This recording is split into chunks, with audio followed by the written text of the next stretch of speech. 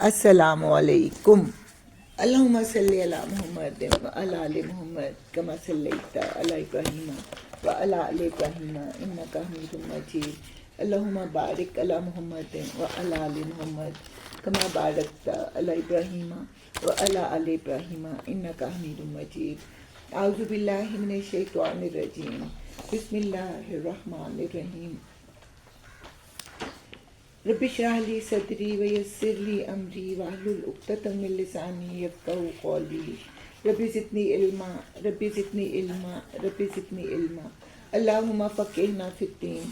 اللہم انی اسألک علما نافعا وعملا متقبلا ورزقا طیبا۔ اللہم انفعنا بما علمتنا وعلمنا ما ينفعنا وزدنا علما۔ اللہم انی اعوذ بک من علم لا ينفع ومن قلب لا یخشع ومن نفس لا تشبع ومن دعوت لا یستجاب لها۔ سورہ اعراف ہم پڑھ رہے تھے۔ سورہ اعراف کے بارے میں نے آپ کو بتایا تھا کہ مکی دور کی سب سے لمبی صورت ہے، اور اس کے علاوہ یہ قرآن کی جو ہے پہلی لمبی صورت ہے۔ اس کو سورہ انعام کا جوڑا بھی کہا جاتا ہے۔ سورہ انعام میں تذکیر بآلاء اللہ ہے، یعنی اللہ تعالیٰ کی قدرت کی نشانیوں سے اللہ تک پہنچنا، اور سورہ اعراف میں تذکیر بایام اللہ ہے، یعنی قوموں پر عذاب سے اللہ تک پہنچنا۔ البقرہ اور العمران کا آغاز الف لام میم سے ہوا۔ اس کا آغاز جو ہے الف لام میم صاد سے۔ اس میں ایک حرف کا اضافہ ہے۔ اس کا مطلب یہ ہے کہ اس میں سورہ بقرہ اور سورہ آل عمران جیسے مضامین کے ساتھ اور مضامین بھی ہیں۔ یہ رسالت کے مکی دور کے آخری حصے میں نازل ہوئی، جبکہ مسلمانوں پر ظلم و ستم عروج پر تھے، اس لیے مشرکین مکہ کو دوسری قوموں کے انجام سے ڈرایا جا رہا ہے۔ آدھی سے زیادہ صورت میں واقعات ہیں، یعنی اچائی اور برائی کے درمیان جنگ کا بیان ہے۔ اعراف عرف کی جمع ہے۔ عرف اٹھی ہوئی اور بلند چیز کو کہتے ہیں، جیسے مرغ کی کلغی۔ اس میں اصحاب اعراف کا ذکر ہے، اس لیے اس کا یہ نام رکھا گیا۔ عام خطاب کے علاوہ اب تک ہم حضرت آدم کا قصہ، جو کہ اس جگہ سب سے زیادہ لمبا ہے، پڑھ چکے ہیں۔ یہاں شیطان نے آگے پیچھے دائیں بائیں سے اولاد آدم کو بہکانے کے عزم کا اظہار کیا ہے، اور ساتھ دعویٰ کیا ہے کہ وہ انسان کو ناشکر گزار بنا کر چھوڑے گا۔ اس کے علاوہ حضرت نوح، حضرت عاد، حضرت صالح، حضرت لوط کا قصہ ہم پڑھ چکے ہیں، اور اب حضرت شعیب کے بارے میں ہم پڑھ رہے ہیں۔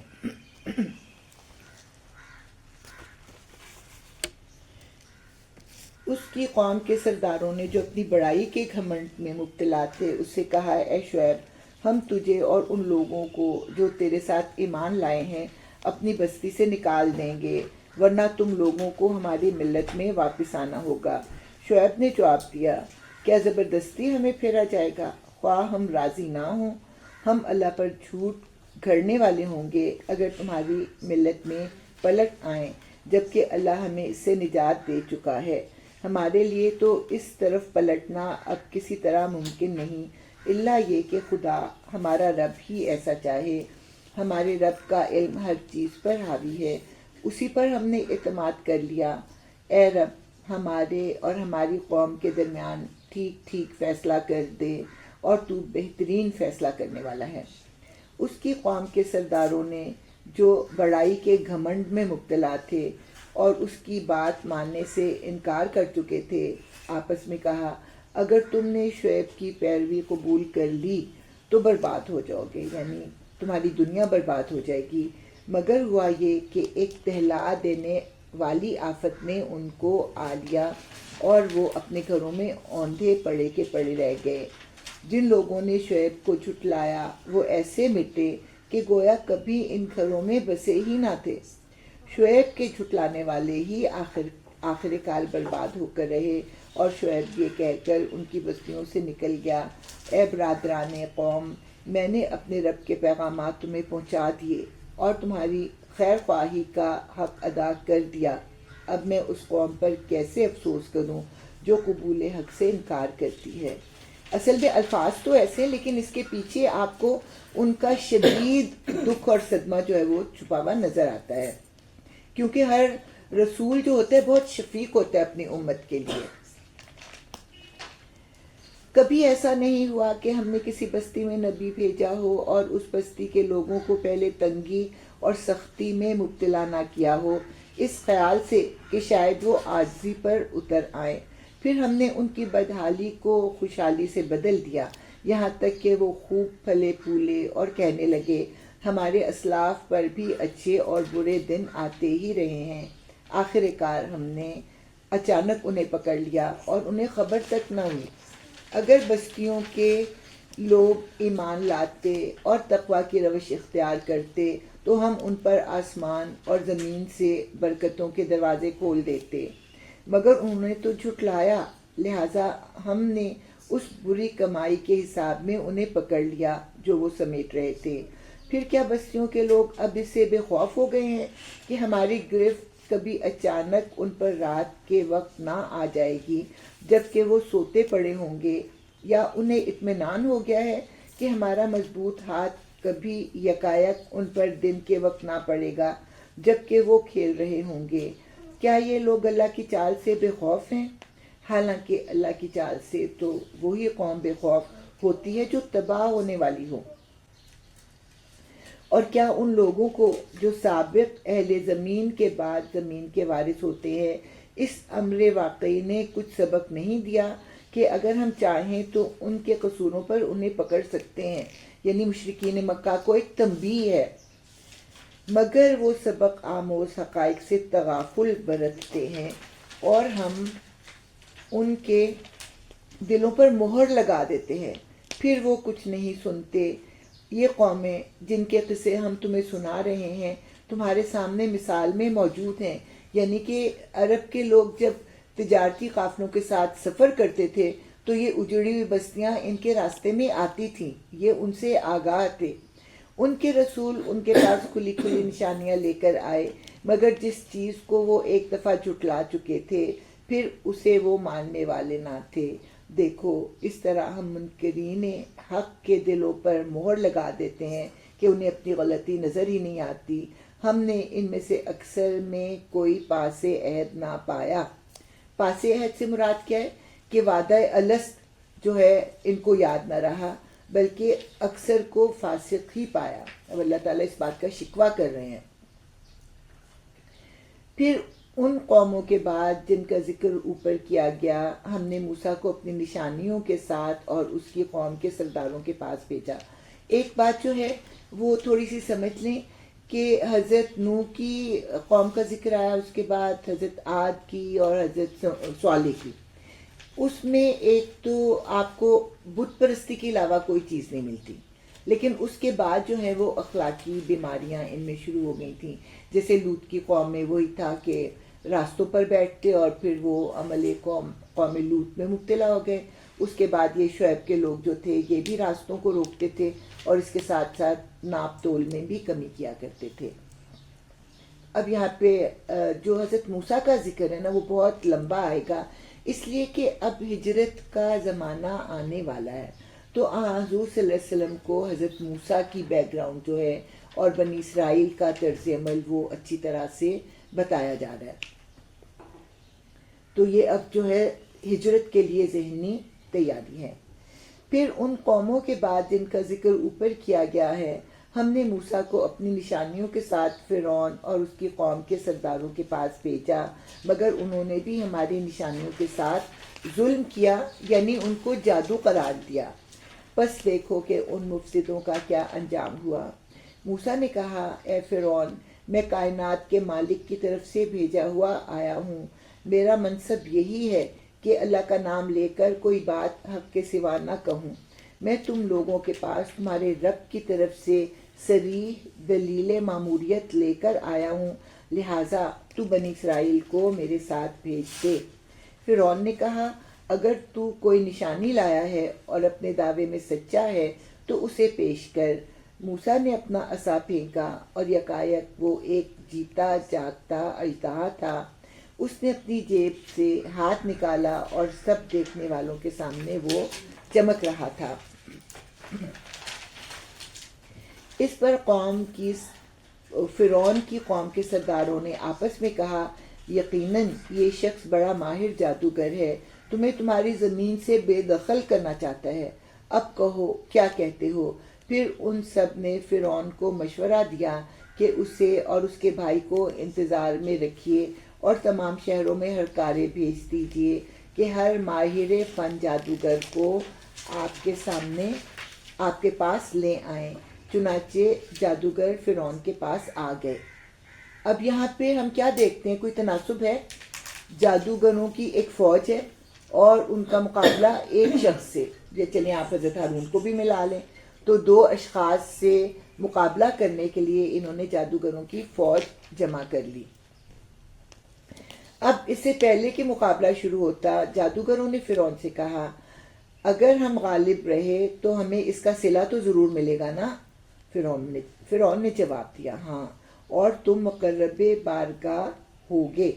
پھر انہوں نے موسیٰ سے کہا، تم پھینکتے ہو یا ہم پھینکے؟ موسیٰ نے کہا، تم ہی پھینکو۔ انہوں نے جو اپنے آنچر پھینکے تو نگاہوں کو مسحور اور دلوں کو خوفزدہ کر دیا اور بڑا ہی زبردست جادو بنا لائے۔ ہم نے موسیٰ کو اشارہ کیا کہ پھینک اپنا عصا۔ اس کا پھینکنا تھا کہ آن کی آن میں وہ ان کے اس جھوٹے طلسم کو نگلتا چلا گیا۔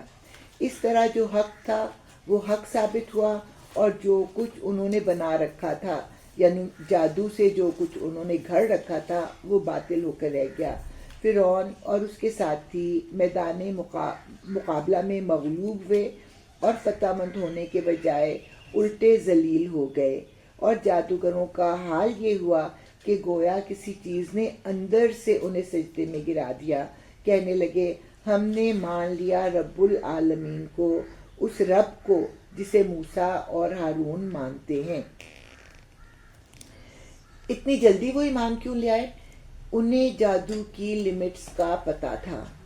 انہوں نے جب اپنے جادو کو باطل ہوتے دیکھا تو ان کو پتہ لگ گیا کہ یہ جادو نہیں ہے، یہ کوئی بڑی چیز ہے، اور اس لیے پھر وہ سجدے میں گر پڑے۔ اور دوسرا، پہلے تو وہ فرعون سے بہت ڈرتے تھے، لیکن جب انہوں نے ایمان کو قبول کر لیا تو ان کو پھر فرعون کو فیس کرنے کی طاقت بھی مل گئی، ان کے دل جو تھے وہ مضبوط ہو گئے۔ فرعون نے کہا، تم اس پر ایمان لے آئے قبل اس کے کہ میں تمہیں اجازت دوں؟ یقیناً یہ کوئی خفیہ سازش تھی جو تم لوگوں نے اس دارالسلطنت میں کی تاکہ اس کے مالکوں کو اقتدار سے بے دخل کر دو۔ اچھا، تو اس کا نتیجہ اب تمہیں معلوم ہوا جاتا ہے۔ میں تمہارے ہاتھ پاؤں مخالف سمتوں سے کٹوا دوں گا اور اس کے بعد تم سب کو سولی پر چڑھاؤں گا، یعنی خوب دھمکایا کہ وہ واپس آ جائیں۔ انہوں نے جواب دیا، بہرحال ہمیں پلٹنا اپنے رب ہی کی طرف ہے۔ تو جس بات پر ہم سے انتقام لینا چاہتا ہے وہ اس کے سوا کچھ نہیں کہ ہمارے رب کی نشانیاں جب ہمارے سامنے آ گئیں تو ہم نے انہیں مان لیا۔ اے رب، ہم پر صبر کا فیضان کر اور ہمیں دنیا سے اٹھا تو اس حال میں کہ ہم تیرے فرما بردار ہوں۔ ربنا افرغ علینا صبرا وتوفنا مسلمین۔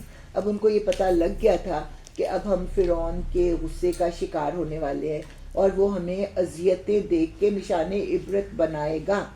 تو اللہ تعالیٰ سے دعا کر رہے ہیں کہ یا اللہ ہمیں وہ سختیاں جھیلنے کا حوصلہ بھی دے اور اس کے ساتھ ساتھ ہمیں استقامت دے، ایسا نہ ہو کہ ہم کمزور پڑ جائیں اور ہم مرتد ہو جائیں۔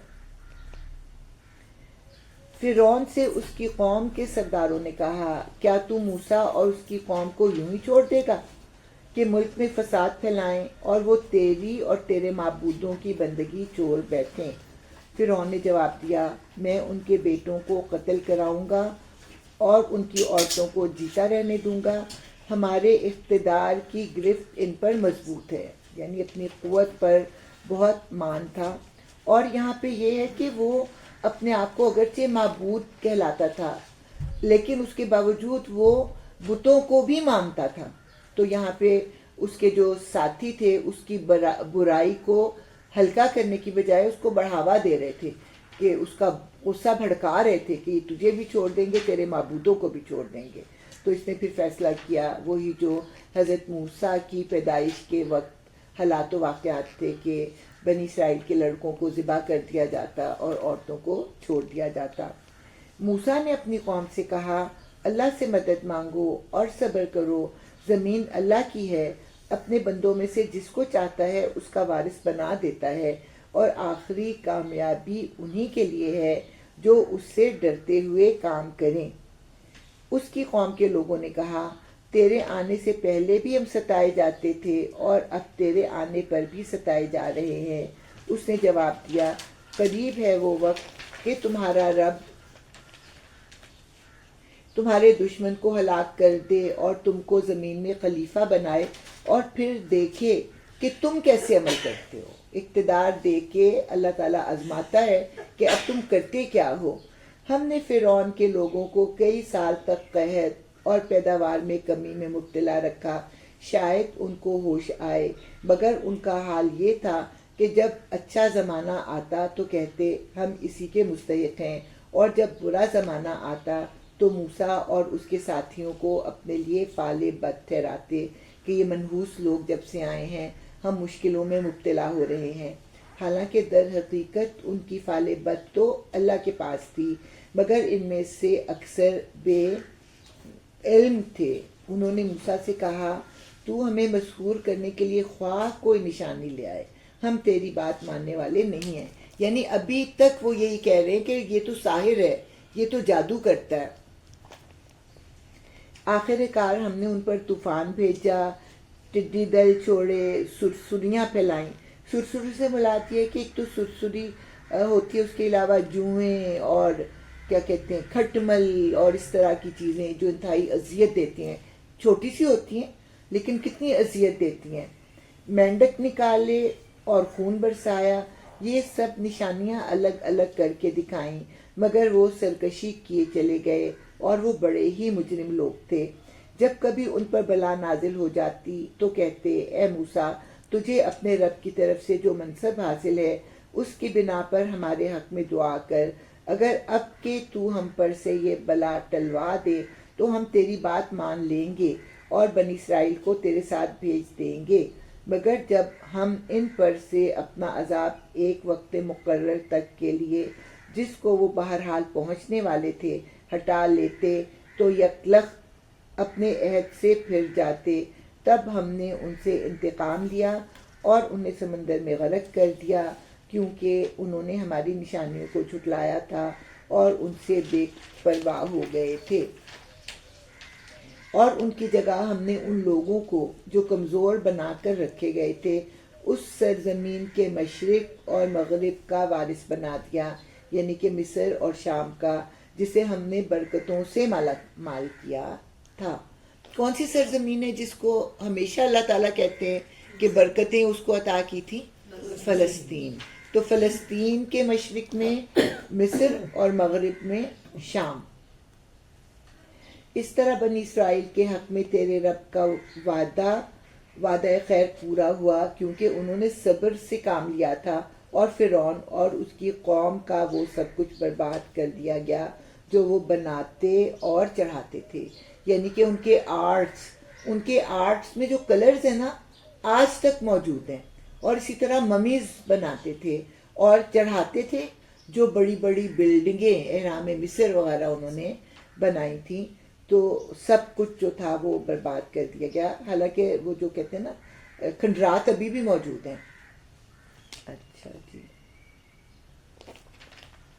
بنی اسرائیل کو ہم نے سمندر سے گزار دیا، پھر وہ چلے اور راستے میں ایک ایسی قوم پر ان کا گزر ہوا جو اپنے چند بتوں کی گرویدہ بنی ہوئی تھی. کہنے لگے، اے موسیٰ، ہمارے لیے بھی کوئی ایسا معبود بنا دے جیسے ان لوگوں کے معبود ہیں. موسیٰ نے کہا، تم لوگ بڑی نادانی کی باتیں کرتے ہو. یہ لوگ جس طریقے کی پیروی کر رہے ہیں وہ تو برباد ہونے والا ہے، اور جو عمل وہ کر رہے ہیں وہ سراسر باطل ہے. پھر موسیٰ نے کہا، کیا میں اللہ کے سوا کوئی اور معبود تمہارے لیے تلاش کروں، حالانکہ وہ اللہ ہی ہے جس نے تمہیں دنیا بھر کی قوموں پر فضیلت بخشی ہے۔ اور اللہ فرماتا ہے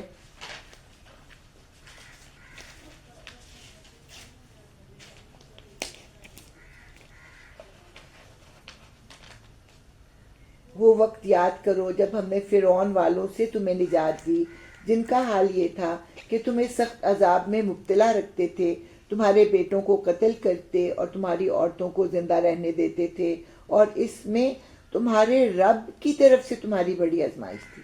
لگتا کیا ہے کہ فرعون ظلم کر رہا ہے، لیکن اصل میں کیا ہے کہ رب کی طرف سے ان کی آزمائش تھی۔ یہ سارا کچھ کیوں ہوا؟ آپ کو پتہ ہے کب آئے تھے یہ؟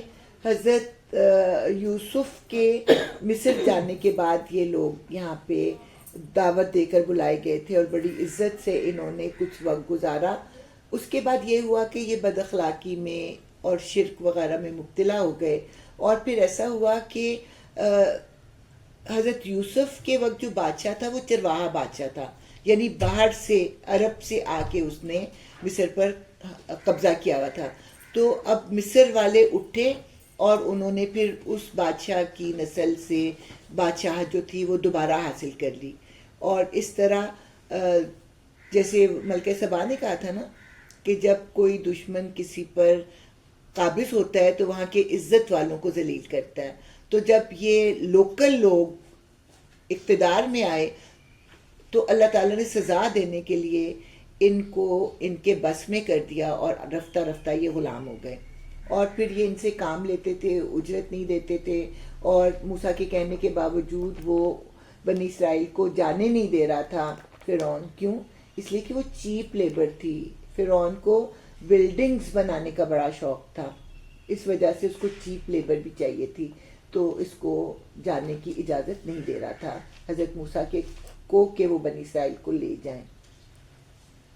اب جب یہ وہاں سے فرعون جو تھا وہ ڈبو دیا گیا اور یہ لوگ جو بچ کے نکل آئے، ہم نے موسیٰ کو 30 شب و روز کے لیے کوہ سینا پر طلب کیا اور بعد میں 10 دن کا اور اضافہ کر دیا۔ اس طرح اس کے رب کی مقرر کردہ مدت پورے 40 دن ہو گئی۔ موسیٰ نے چلتے ہوئے اپنے بھائی ہارون سے کہا کہ میرے پیچھے تم میری قوم میں میری جانشینی کرنا اور ٹھیک کام کرتے رہنا اور بگاڑ پیدا کرنے والوں کے طریقے پر نہ چلنا۔ جب وہ ہمارے مقرر کیے ہوئے وقت پر پہنچا اور اس کے رب نے اس سے کلام کیا تو اس نے التجا کی کہ اے رب مجھے یارائے نظر دے کہ میں تجھے دیکھوں۔ فرمایا تو مجھے نہیں دیکھ سکتا، ہاں ذرا سامنے کے پہاڑ کی طرف دیکھ، اگر وہ اپنی جگہ قائم رہ جائے تو البتہ تو مجھے دیکھ سکے گا۔ چنانچہ اس کے رب نے جب پہاڑ پر تجلی کی تو اسے ریزہ ریزہ کر دیا اور موسیٰ غش کھا کر گر پڑا۔ جب ہوش آیا تو بولا پاک ہے تیری ذات، میں تیرے حضور توبہ کرتا ہوں اور سب سے پہلا ایمان لانے والا میں ہوں۔ فرمایا اے موسیٰ میں نے تمام لوگوں پر ترجیح دے کر تجھے منتخب کیا ہے کہ میری پیغمبری کرے اور مجھ سے ہم کلام ہو، یعنی کہ اعزاز دیا ہے تجھے، بس جو کچھ میں تجھے دوں اسے لے اور شکر بجا لا۔ اس کے بعد ہم نے موسیٰ کو ہر شعبہ زندگی کے متعلق نصیحت اور ہر پہلو کے متعلق واضح ہدایت تختیوں پر لکھ کر دے دی، اور اس سے کہا ان ہدایات کو مضبوط ہاتھوں سے سنبھال اور اپنی قوم کو حکم دے کہ ان کے بہتر مفہوم کی پیروی کریں۔ ان قریب میں تمہیں فاسقوں کے گھر دکھاؤں گا، یعنی تم ان کھنڈرات کو دیکھو گے جنہوں نے میری نافرمانی کی تھی۔ میں اپنی نشانیوں سے ان لوگوں کی نگاہیں پھیر دوں گا جو بغیر کسی حق کے زمین میں بڑے بنتے ہیں، یعنی وہ ہر طرح کی نشانیاں دیکھیں گے لیکن وہ اندھے بنے رہیں گے اور ایمان نہ لائیں گے، کبھی اس پر ایمان نہ لائیں گے۔ اگر سیدھا راستہ ان کے سامنے آئے تو اسے اختیار نہ کریں گے، اور اگر ٹیڑھا راستہ نظر آئے تو اس پر چل پڑیں گے، اس لیے کہ انہوں نے ہماری نشانیوں کو جھٹلایا اور ان سے بے پرواہی کرتے رہے۔ ہماری نشانیوں کو جس کسی نے جھٹلایا اور آخرت کی پیشی کا انکار کیا اس کے سارے اعمال ضائع ہو گئے۔ کیا لوگ اس کے سوا کچھ اور جزا پا سکتے ہیں کہ جیسا کریں ویسا بھرے؟ یعنی اللہ تعالیٰ بار بار قرآن میں کہتے ہیں کہ نیک اعمال کی قبولیت ایمان کے ساتھ ہوتی ہے۔ موسیٰ کے پیچھے اس کی قوم کے لوگوں نے اپنے زیوروں سے ایک بچڑے کا پتلا بنا لیا جس میں سے بیل کی آواز سی نکلتی تھی۔ کیا انہیں نظر نہ آتا تھا کہ وہ نہ ان سے بولتا ہے نہ کسی معاملے میں ان کی رہنمائی کرتا ہے، مگر پھر بھی انہوں نے اسے معبود بنا لیا اور وہ سخت ظالم تھے۔ پھر جب ان کی فریب خوردگی کا طلسم ٹوٹ گیا اور انہوں نے دیکھ لیا کہ در حقیقت وہ گمراہ ہو گئے ہیں، تو کہنے لگے کہ اگر ہمارے رب نے ہم پر رحم نہ فرمایا اور ہم سے درگزر نہ کیا تو ہم برباد ہو جائیں گے۔ ادھر سے موسیٰ غصے اور رنج میں بھرا ہوا اپنی قوم کی طرف پلٹا۔ آتے ہی اس نے کہا، بڑی بری جانشینی کی تم لوگوں نے میرے بعد۔ کیا تم سے اتنا صبر نہ ہوا کہ اپنے رب کے حکم کا انتظار کر لیتے اور تختیاں پھینکتی اور اپنے بھائی ہارون کے سر کے بال پکڑ کر اسے کھینچا؟ ہارون نے کہا، اے میری ماں کے بیٹے۔ حضرت موسیٰ جو تھے بڑے غصے والے تھے، اور اس وقت تو ان کا غصہ انتہا پر تھا۔ ان کا غصہ کوئی چیز ٹھنڈا نہیں کر سکتی تھی سوائے ماں کے ذکر کے۔ تو اس لیے انہوں نے یہ نہیں کہا کہ اے میرے بھائی، بلکہ کہا اے میری ماں کے بیٹے۔ ان لوگوں نے مجھے دبا لیا تھا اور قریب تھا کہ مجھے مار ڈالتے، بس تو دشمنوں کو مجھ پر ہنسنے کا موقع نہ دے اور اس ظالم گروہ کے ساتھ مجھے شامل نہ کر۔ یعنی ہارون نے بتایا کہ میں ان کے ساتھ شامل نہیں ہوں، لیکن یہ مجھے مار ہی دیتے، اور اگر یہ مجھے مارتے تو کچھ لوگ میری حمایت میں بھی اٹھ کھڑے ہوتے، تو اس طرح خانہ جنگی شروع ہو جاتی۔ میں اس خانہ جنگی کے شروع ہونے سے بچنے کے لیے میں خاموشی اختیار کر گیا۔ تب موسیٰ نے کہا، اے رب، مجھے اور میرے بھائی کو معاف کر اور ہمیں اپنی رحمت میں داخل کر، تو سب سے بڑھ کر رحیم ہے۔ جواب میں ارشاد ہوا، جن لوگوں نے بچڑے کو معبود بنایا وہ ضرور اپنے رب کے غضب میں گرفتار ہو کر رہیں گے اور دنیا کی زندگی میں ذلیل ہوں گے۔ جھوٹ گھڑنے والوں کو ہم ایسی ہی سزا دیتے ہیں، اور جو لوگ برے عمل کریں پھر توبہ کر لیں اور ایمان لے آئیں تو یقیناً اس توبہ و ایمان کے بعد تیرا رب درگزر اور رحم فرمانے والا ہے۔ تو موسیٰ کی قوم کے 3 گروہ بن گئے تھے۔ ایک تو حضرت ہارون اور ان کے ساتھی تھے جو کہ لوگوں کو بچڑا بنانے اور اس کی پوجا کرنے سے منع کر رہے تھے۔ دوسرا ایک گروہ تھا جو کہ بے نیاز تھا، کرتے ہیں تو کریں، ہم تو نہیں کر رہے نا، اور ان کو منع بھی نہیں کر رہا تھا۔ تیسرا ایک گروہ تھا جو کہ کرنے والا تھا، بچے کو بنا کر اس کی عبادت کرنے والا تھا۔ تو وہ گروہ جس نے عبادت کی، ان میں سے کچھ لوگ ایسے تھے جن کو احساس ہو گیا کہ ہم کوئی غلط کام کر رہے ہیں، تو ان کے لیے اللہ تعالیٰ نے کہا کہ وہ توبہ اور استغفار کریں۔ اس کے بعد پھر ایسا ہوا کہ ہر قبیلے کے لوگوں سے کہا گیا کہ جن لوگوں نے پوجا کی تھی ان کو قتل کیا جائے، اور قتل کون لوگ کریں گے؟ وہ لوگ کریں گے جنہوں نے ان کو منع نہیں کیا تھا۔ تو اس طرح ان کی سزا یہ تھی کہ انہوں نے امر بالمعروف نہیں عن المنکر نہیں کیا تھا۔ ان کی سزا یہ تھی کہ اپنی قوم کے مجرموں کو قتل کریں، چاہے وہ ان کے بھائی بیٹے ہی کیوں نہ ہوں۔ پھر جب موسیٰ کا غصہ ٹھنڈا ہوا تو اس نے وہ تختیاں اٹھا لیں جن کی تحویل میں ہدایت اور رحمت تھی ان لوگوں کے لیے جو اپنے رب سے ڈرتے ہیں، اور اس نے اپنی قوم کے 70 آدمیوں کو منتخب کیا تاکہ وہ اس کے ساتھ ہمارے مقرر کیے ہوئے وقت پر حاضر ہوں۔ جب ان لوگوں کو ایک سخت زلزلے نے آ پکڑا تو موسیٰ نے عرض کیا، اے میرے سرکار، آپ چاہتے تو پہلے ہی ان کو اور مجھے ہلاک کر سکتے تھے۔ کیا آپ اس قصور میں جو ہم میں سے چند نادانوں نے کیا تھا ہم سب کو ہلاک کر دیں گے؟ یہ تو آپ کی ڈالی ہوئی ایک آزمائش تھی جس کے ذریعے سے آپ جسے چاہتے ہیں گمراہی میں مبتلا کر دیتے ہیں اور جسے چاہتے ہیں ہدایت بخش دیتے ہیں۔ ہمارے سرپرست تو آپ ہی ہیں، بس ہمیں معاف کر دیجئے اور ہم پر رحم فرمائیے، آپ سب سے بڑھ کر رحم فرمانے والے ہیں۔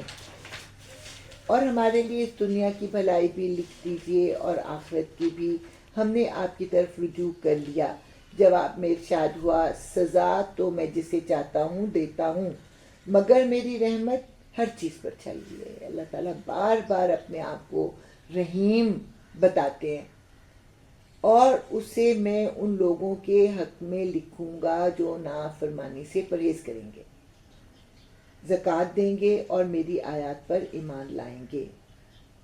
اب یہاں پہ جو ہے حضرت موسیٰ کا قصہ شاید ختم ہو گیا، چلیے دیکھتے ہیں۔ بس آج یہ رحمت ان لوگوں کا حصہ ہے جو اس پیغمبر نبی امی کی پیروی اختیار کریں، جس کا ذکر انہیں اپنے ہاں تورات اور انجیل میں لکھا ہوا ملتا ہے۔ یہ بھی انہیں کا ہی قصہ چل رہا ہے، اور ان کو جو ہے حضور پر ایمان لانے کی دعوت دی جا رہی ہے۔ وہ انہیں اب حضور صلی اللہ علیہ وسلم کے بارے میں کہ حضور کے بارے میں تورات اور انجیل میں لکھا ہوا ہے، وہ انہیں نیکی کا حکم دیتا ہے، بدی سے روکتا ہے، ان کے لیے پاک چیزیں حلال اور ناپاک چیزیں حرام کرتا ہے، اور ان پر سے وہ بوجھ اتارتا ہے جو ان پر لدے ہوئے تھے، اور وہ بندشیں کھولتا ہے جن میں وہ جکڑے ہوئے تھے۔ علماء یہود نے دین کو بہت سخت بنا دیا تھا۔ اب ہمارے ہاں بھی تو دین سخت ہو گیا ہے نا، ابھی اس کا ذکر ہو رہا تھا، برسی کا ذکر ہو رہا تھا، یا پھر 40واں، پھر یا کل وغیرہ، اور اسی طرح کی بہت سی رسمیں ہمارے اوپر بوجھ بنی ہوئی ہیں۔ ہمارے ہاں نکاح اتنا آسان تھا کہ چند لوگ جاتے ہیں لڑکی کے گھر اور لڑکی کو جو ہے نکاح کے بعد رخصت کر کے لے آتے ہیں۔ البتہ پھر ولیمے کے لیے کہا گیا کہ اعلان کے طور پر جو ہے وہ دعوت کی جائے، لیکن اس کو کتنا زیادہ بڑھا دیا گیا ہے۔ تو یہ سارے ہمارے اوپر جو ہے رسم و رواج کے بوجھ ہیں اور بندشیں ہیں۔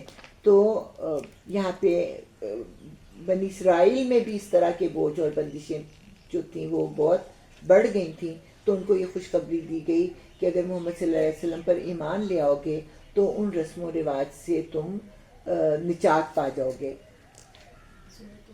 اب یہاں سے پھر بنی اسرائیل کا قصہ شروع ہو رہا ہے، دعوت کے بعد دوبارہ ان کا قصہ جو ہے وہ شروع ہو رہا ہے۔ اور جب موسیٰ سے اس کی قوم نے پانی مانگا تو ہم نے اس کو اشارہ کیا کہ فلاں چٹان پر اپنی لاٹھی مارو، چنانچہ اس چٹان سے یکایک 12 چشمے پھوٹ نکلے، اور ہر گروہ نے اپنے پانی لینے کی جگہ متعین کر لی۔ ہم نے ان پر بادل کا سایہ کیا اور ان پر من و سلوہ اتارا، کھاؤ وہ پاک چیزیں جو ہم نے تم کو بخشی ہیں۔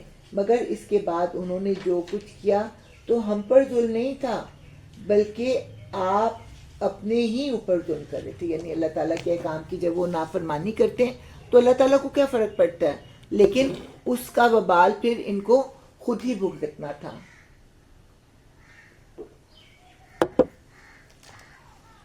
یاد کرو وہ وقت جب ان سے کہا گیا تھا کہ اس بستی میں جا کر بس جاؤ اور اس کی پیداوار سے اپنے حسب منشا روزی حاصل کرو، اور حتتن کہتے جاؤ اور شہر کے دروازے میں سجدہ ریز ہوتے ہوئے داخل ہو، ہم تمہاری خطائیں معاف کر دیں گے اور نیک رویہ رکھنے والوں کو مزید فضل سے نوازیں گے۔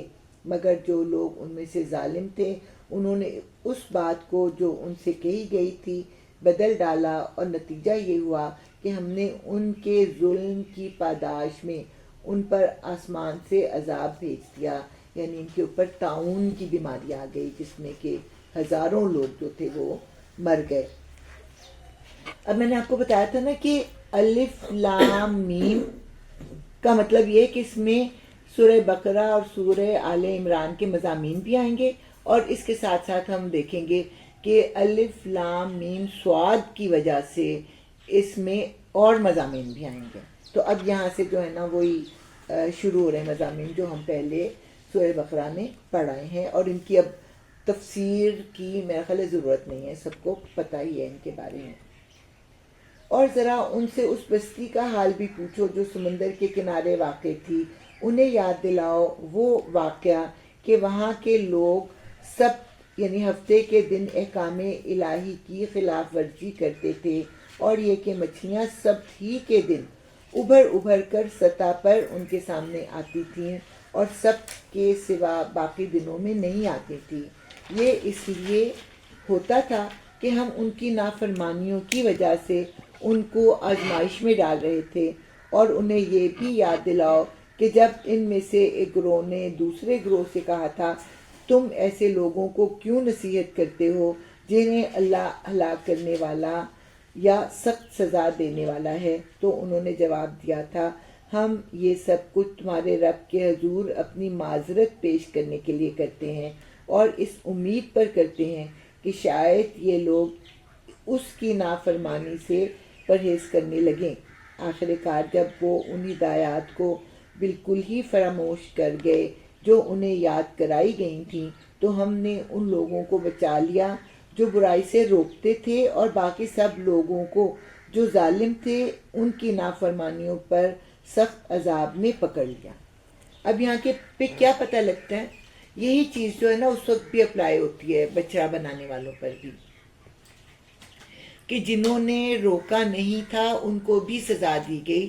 یعنی اپنے عزیز و اقارب کو اپنے ہاتھوں سے قتل کرنا کوئی آسان کام نہیں ہے۔ تو یہاں پہ اللہ تعالیٰ نے واضح طور پر کہہ دیا کہ تینوں گروہوں میں سے اس گروہ کو بچایا گیا جو لوگوں کو برائی سے روکتے تھے، باقی سب کو اللہ تعالیٰ نے سزا دی۔ پھر جب وہ پوری سرکشی کے ساتھ وہی کام کیے چلے گئے جس سے انہیں روکا گیا تھا، تو ہم نے کہا کہ بندر ہو جاؤ، ذلیل و خوار، اور پھر وہ بندر بن گئے۔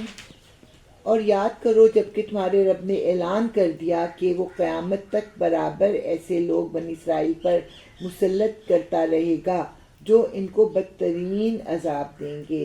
یقیناً تمہارا رب سزا دینے میں تیز دست ہے، اور یقیناً وہ درگزر اور رحم سے بھی کام لینے والا ہے۔ کافی دفعہ آپ سے ذکر ہوا کہ ان کی ہسٹری کو دیکھیں تو ہم دیکھتے ہیں کہ ہر 200 سال پر ان کی سرکشی کی وجہ سے یہ جہاں بھی ہوتے ہیں وہاں قتل بھی کیے جاتے ہیں، قید بھی کیے جاتے ہیں، اور جلا وطن بھی کیے جاتے ہیں، لیکن پھر بھی یہ سبق نہیں لیتے۔ ہم نے ان کو زمین میں ٹکڑے ٹکڑے کر کے بہت سی قوموں میں تقسیم کر دیا، یعنی کہ جب ان کے اوپر دوسری قومیں حملہ آور ہوتی تھیں، ان کو قتل کرتی تھیں، قید کرتی تھیں، تو کچھ لوگ جو تھے وہ اپنی جان بچا کر بھاگ جاتے تھے اور کہیں جا کے آباد ہو جاتے تھے۔ اس طرح یہ قوم جو تھی یہ ٹکڑوں ٹکڑوں میں بٹ گئی تھی۔ کچھ لوگ ان میں سے نیک تھے اور کچھ اس سے مختلف۔ اب نیک کا الٹ کیا ہوتا ہے؟ بد ہوتا ہے نا، لیکن اللہ تعالیٰ یہ نہیں کہہ رہے کہ کچھ نیک تھے اور کچھ بد، بلکہ کہا کہ نیک سے مختلف تھے۔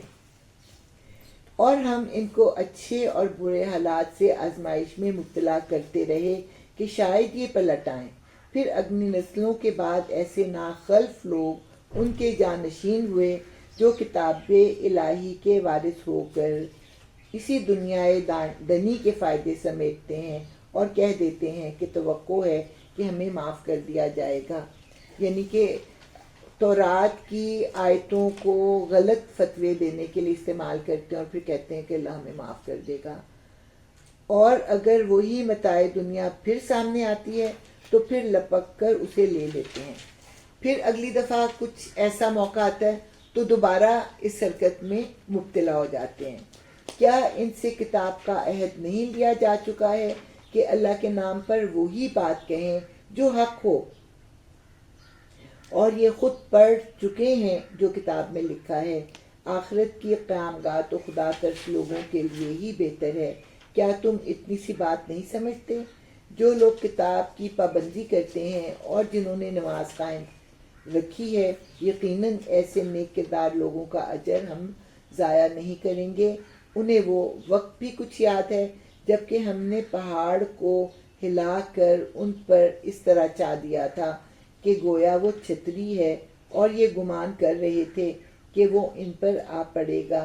اور اس وقت ہم نے ان سے کہا تھا کہ جو کتاب ہم تمہیں دے رہے ہیں اسے مضبوطی کے ساتھ تھامو، اور جو کچھ اس میں لکھا ہے اسے یاد رکھو، توقع ہے کہ تم غلط روی سے بچے رہو گے۔ اور اے نبی صلی اللہ علیہ وآلہ وسلم لوگوں کو یاد دلاؤ وہ وقت جب کہ تمہارے رب نے بنی آدم کی پشتوں سے ان کی نسل کو نکالا تھا اور انہیں خود ان کے اوپر گواہ بناتے ہوئے پوچھا تھا کیا میں تمہارا رب نہیں ہوں؟ انہوں نے کہا ضرور آپ ہی ہمارے رب ہیں، ہم اس پر گواہی دیتے ہیں۔ یہ ہم نے اس لیے کیا کہ کہیں تم قیامت کے روز یہ نہ کہہ دو کہ ہم تو اس بات سے بے خبر تھے، یا یہ نہ کہنے لگو کہ شرک کی ابتدا تو ہمارے باپ دادا نے ہم سے پہلے کی تھی اور ہم بعد کو ان کی نسل سے پیدا ہوئے تھے، پھر کیا آپ ہمیں اس قصور میں پکڑتے ہیں جو غلط کار لوگوں نے کیا تھا۔ دیکھو اس طرح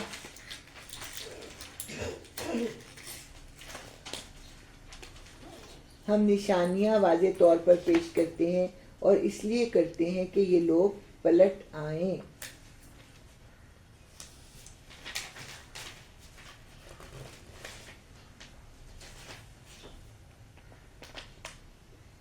ہاں جی، یہ ہے وعدہ لس جس کا ذکر میں بار بار کر رہی ہوں۔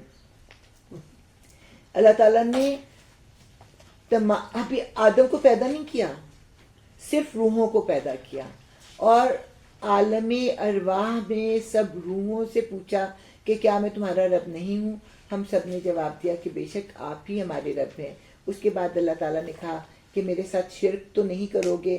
تو ہم سب نے کہا کہ ہم آپ کے ساتھ شرک نہیں کریں گے۔ اس کو پھر وعدہ الست بار بار جو ہے یہ ریفرنس آتا ہے۔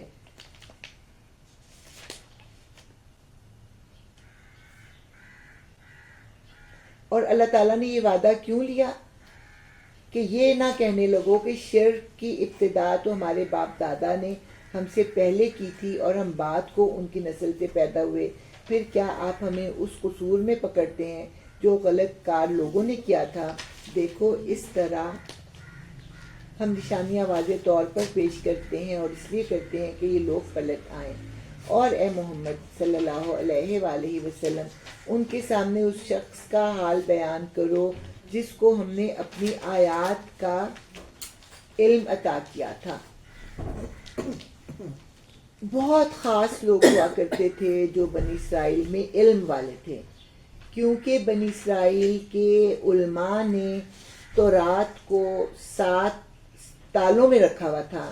ہفتے والے دن 7 لوگ اکٹھے ہوتے، 7 تالے کھلتے، اس کے بعد تورات نکالی جاتی اور پڑھ کر سنائی جاتی، اور پھر جس طرح ان کا دل چاہتا وہ احکام کو پیش کرتے۔ اور قرآن ہمیں بتاتا ہے کہ وہ لفظوں کا ہیر پھیر کرتے تھے، بتانے والی چیزوں کو نکال بھی دیتے تھے، اور اپنی مرضی کی چیزیں بھی انہوں نے اس میں شامل کی ہوئی تھیں۔ تو اسی طرح ایک عالم کا ذکر ہے کہ اس کو یہ موقع تھا ملا کہ وہ علم حاصل کرے اور وہ عالم بن گیا، لیکن پھر شیطان اس کے اوپر حاوی ہو گیا، اور پھر دیکھیں کہ اس نے کیا کیا۔ مگر وہ ان کی پابندی سے نگل بھاگا، آخر کار شیطان اس کے پیچھے پڑ گیا، یہاں تک کہ وہ بھٹکنے والوں میں شامل ہو کر رہا۔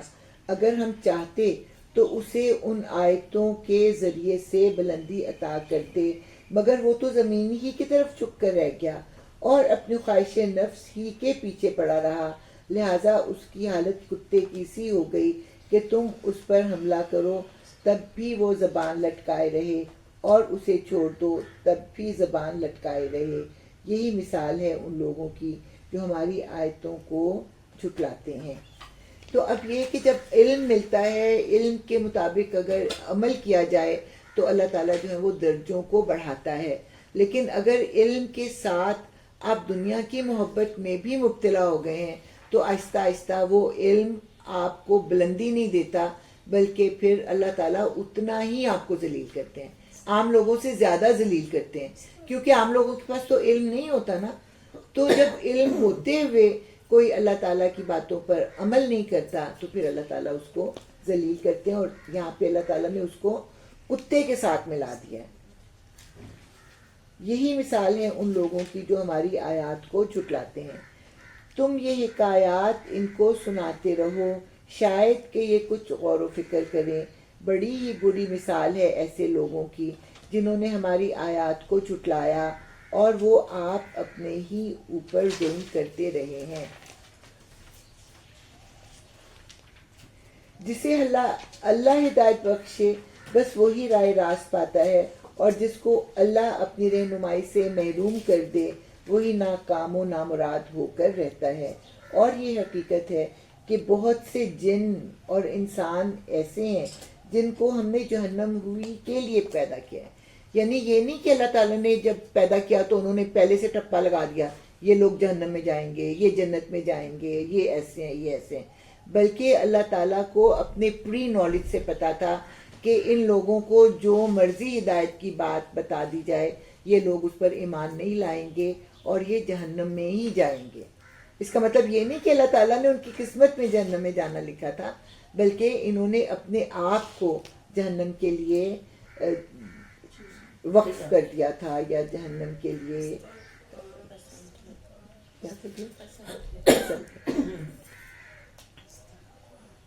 یہ حقیقت ہے کہ بہت سے جن اور انسان ایسے ہیں جن کو ہم نے جہنم ہی کے لیے پیدا کیا ہے۔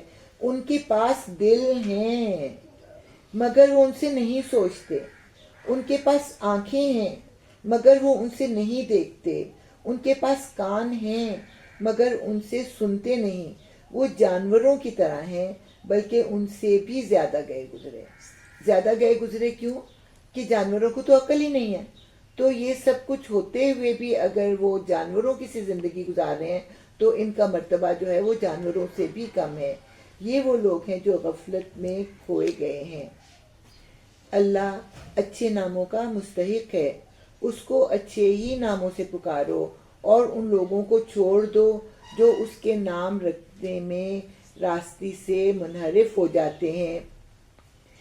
جو کچھ وہ کرتے رہے ہیں اس کا بدلہ وہ پا کر رہیں گے۔ یعنی کہ اللہ تعالیٰ کے ناموں کو نہ بگاڑو۔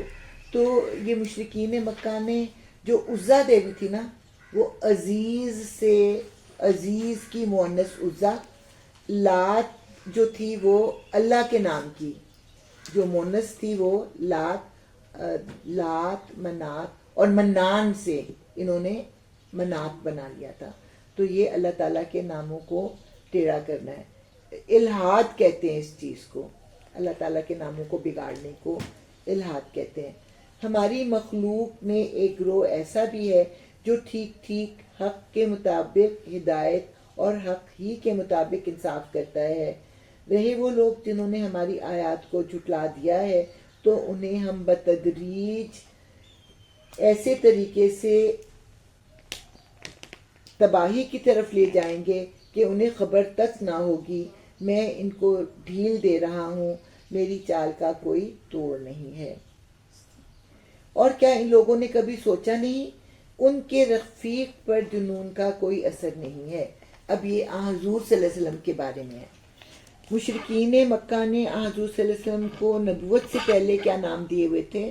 صادق اور امین۔ اور آج ہی ان کو کیا کہتے ہیں؟ ساحر اور مجنون اور جادوگر وغیرہ وغیرہ۔ تو اس پر اللہ تعالیٰ ان سے سوال کر رہے ہیں، اور کیا ان لوگوں نے کبھی سوچا نہیں کہ ان کے رفیق پر جنون کا کوئی اثر نہیں ہے؟ وہ تو ایک خبردار ہے جو برا انجام آنے سے پہلے صاف صاف متنبع کر رہا ہے۔ کیا ان لوگوں نے، خبردار یہاں پہ وارننگ کے معنی میں ہے کہ وہ ایک وارننگ ہے جو برا انجام آنے سے پہلے صاف صاف متنبع کر رہا ہے۔ کیا ان لوگوں نے زمین اور آسمان کے انتظام پر کبھی غور نہیں کیا اور کسی چیز کو بھی جو خدا نے پیدا کی ہے آنکھیں کھول کر نہیں دیکھا؟ اور کیا یہ بھی انہوں نے نہیں سوچا کہ شاید ان کی مہلت زندگی پوری ہونے کا وقت قریب آ لگا ہو؟ پھر آخر پیغمبر کی اس تنبیہ کے بعد اور کون سی بات ایسی ہو سکتی ہے جس پر یہ ایمان لائیں؟ جس کو اللہ رہنمائی سے محروم کر دے اس کے لیے پھر کوئی رہنما نہیں ہے، اور اللہ انہیں ان کی سرکشی ہی میں بھٹکتا ہوا چھوڑے دیتا ہے۔ یہ لوگ تم سے پوچھتے ہیں آخر وہ قیامت کی گھڑی کب نازل ہوگی؟ کہو اس کا علم میرے رب ہی کے پاس ہے، اسے اپنے وقت پر وہی ظاہر کرے گا۔ آسمانوں اور زمین میں وہ بڑا سخت وقت ہوگا، وہ تم پر اچانک آ جائے گا۔ یہ لوگ اس کے متعلق تم سے ایسے پوچھتے ہیں گویا کہ تم اس کی کھوج میں لگے ہوئے ہو۔ کہو اس کا علم تو صرف اللہ کو ہے، مگر اکثر لوگ اس حقیقت سے ناواقف ہیں۔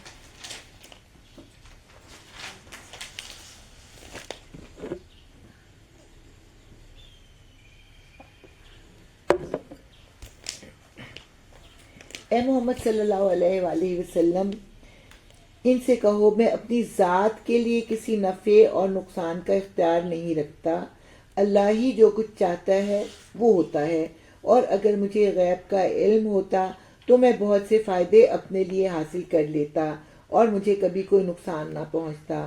میں تو محض ایک خبردار کرنے والا اور خوشخبری سنانے والا ہوں ان لوگوں کے لیے جو میری بات مانیں۔ وہ اللہ ہی ہے جس نے تمہیں ایک جان سے پیدا کیا اور اسی کی جنس سے اس کا جوڑا بنایا تاکہ اس کے پاس سکون حاصل کرے۔ پھر جب مرد نے عورت کو ڈھانک لیا تو اسے ایک خفیف سا حمل رہ گیا جسے لیے وہ چلتی پھرتی رہی۔ پھر جب وہ بوجھل ہو گئی تو دونوں نے مل کر اللہ اپنے رب سے دعا کی کہ اگر تو نے ہم کو اچھا سا بچہ دیا تو ہم تیرے شکر گزار ہوں گے۔ مگر جب اللہ نے ان کو ایک صحیح و سالم بچہ دے دیا تو وہ اس کی اس بخشش و عنایت میں دوسروں کو اس کا شریک ٹھہرانے لگے۔ اللہ بہت بلند و برتر ہے ان مشرکانہ باتوں سے جو یہ لوگ کرتے ہیں۔ کیسے نادان ہیں یہ لوگ کہ ان کو خدا کا شریک ٹھہراتے ہیں جو کسی چیز کو بھی پیدا نہیں کرتے بلکہ خود پیدا کیے جاتے ہیں۔ سیدھی سادھی آیات ہے، اس میں کوئی کمپلیکیشن نہیں ہے جو میں کروں بیان کروں۔ آپ نے ڈیٹیل میں پہلے سب کچھ بتایا ہے نا۔ اچھا، اب یہاں پہ یہ بتایا گیا ہے کوئی بھی ہوتا ہے جس کے ہاں بیبی آنے والا ہوتا ہے، چاہے وہ ہندو ہو یا مسلمان ہو یا جو بھی ہو، تو بچہ آنے سے پہلے ماں باپ دونوں کیا پورا خاندان کتنا خوف زدہ ہوتا ہے کہ یا اللہ نارمل ہو، صحت مند ہو، زندگی والا ہو بچہ۔ اور پھر جب وہ صحیح سالم بچہ پیدا ہو جاتا ہے تو یہ شکرانے کے طور پر نظر و نیاز دینے چلے جاتے ہیں بتوں وغیرہ کے پاس یا جو بھی ان کے معبود ہوتے ہیں۔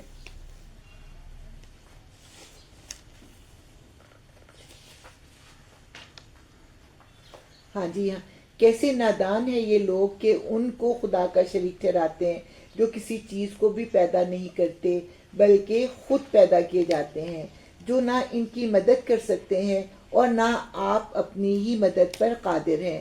اگر تم انہیں سیدھی راہ پر آنے کی دعوت دو تو وہ تمہارے پیچھے نہ آئیں گے۔ تم خواہ انہیں پکارو یا خاموش رہو، دونوں صورتوں میں تمہارے لیے یکساں ہی رہے۔ تم لوگ خدا کو چھوڑ کر جنہیں پکارتے ہو۔ اچھا، یہاں یہ والا جو حصہ نا، یہ کس کے بارے میں؟ بتوں کے بارے میں۔ اب یہ والا حصہ جو ہے نا، یہ پھر ان کے جو بزرگ وغیرہ کہہ لو ان کے بارے میں ہے۔ تم لوگ خدا کو چھوڑ کر جنہیں پکارتے ہو وہ محض بندے ہیں، جیسے یہ فرشتوں وغیرہ کو یا جنوں کو یا بزرگوں کو جو پکارتے تھے، تو وہ محض بندے ہیں جیسے تم بندے ہو۔ ان سے دعائیں مانگ دیکھو، یہ تمہاری دعاؤں کا جواب دیں اگر ان کے بارے میں تمہارے خیالات صحیح ہیں۔ کیا یہ پاؤں رکھتے ہیں کہ ان سے چلیں؟ کیا یہ ہاتھ رکھتے ہیں کہ ان سے پکڑیں؟ کیا یہ آنکھیں رکھتے ہیں کہ ان سے دیکھیں؟ کیا یہ کان رکھتے ہیں کہ ان سے سنیں؟ اے محمد صلی اللہ علیہ وآلہ وسلم، ان سے کہو کہ بلا لو اپنے ٹھہرائے ہوئے شریکوں کو، پھر تم سب مل کر میرے خلاف تدبیریں کرو اور مجھے ہرگز مہلت نہ دو۔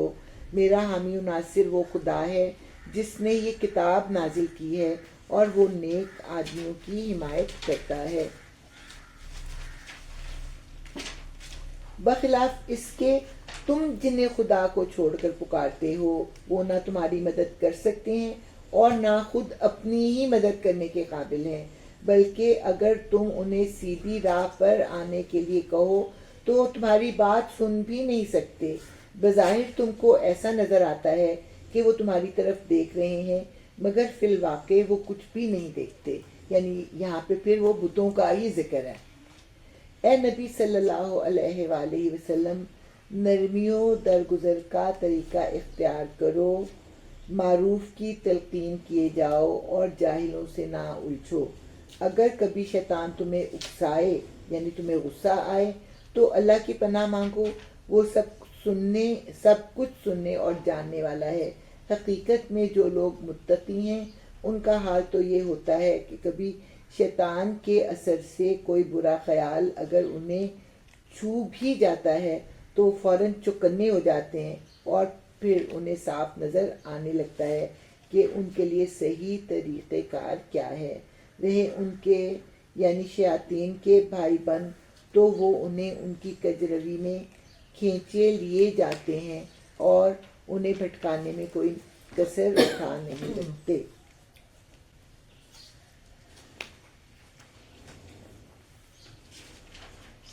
اے نبی صلی اللہ علیہ وآلہ وسلم، جب تم ان لوگوں کے سامنے کوئی نشانی یعنی معجزہ پیش نہیں کرتے تو یہ کہتے ہیں کہ تم نے اپنے لیے کوئی نشانی کیوں نہ منتخب کر لی. ان سے کہو میں تو صرف اس وحی کی پیروی کرتا ہوں جو میرے رب نے میری طرف بھیجی ہے. یہ بصیرت کی روشنیاں ہیں تمہارے رب کی طرف سے اور ہدایت اور رحمت ہے ان لوگوں کے لیے جو اسے قبول کر لیں. جب قرآن تمہارے سامنے پڑھا جائے تو اسے توجہ سے سنو اور خاموش رہو، شاید کہ تم پر بھی رحمت ہو جائے. اب یہ خدا کا حکم ہے کہ جب قرآن کو جو ہے وہ بیک گراؤنڈ میوزک کی طرح استعمال نہ کرو. اگر تم نے اس کو توجہ سے نہیں سننا تو اس کو مت لگاؤ، اور اگر تم اس کو لگاتے ہو تو پھر توجہ سے اس کو سنو اور خاموش رہو، شاید کہ تم پر رحمت ہو جائے. اے نبی صلی اللہ علیہ وآلہ وسلم، اپنے رب کو صبح و شام یاد کیا کرو. ایک تو نمازیں ہیں نا، نمازوں کے بعد جو ہیں وہ صبح و شام کی دعائیں ہیں. دل ہی دل میں زاری اور خوف کے ساتھ اور زبان سے بھی ہلکی آواز کے ساتھ تم ان لوگوں میں سے نہ ہو جاؤ جو غفلت میں پڑے ہوئے ہیں، یعنی کہ اللہ تعالیٰ کو بھولے ہوئے ہیں. جو فرشتے تمہارے رب کے حضور تقرب کا مقام رکھتے ہیں وہ کبھی اپنی بڑائی کے گھمنڈ میں آ کر اس کی عبادت سے منہ نہیں موڑتے اور اس کی تسبیح کرتے ہیں اور اس کے آگے جھکے رہتے ہیں. الحمدللہ.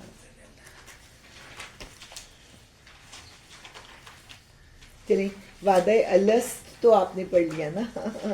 ابھی وہ جو نبیوں سے وعدہ تھا اس کا بھی ذکر آئے گا. میرا خیال ابھی تک آیا نہیں ہے کہ اللہ تعالیٰ نے نبیوں کی روحوں سے وعدہ لیا تھا.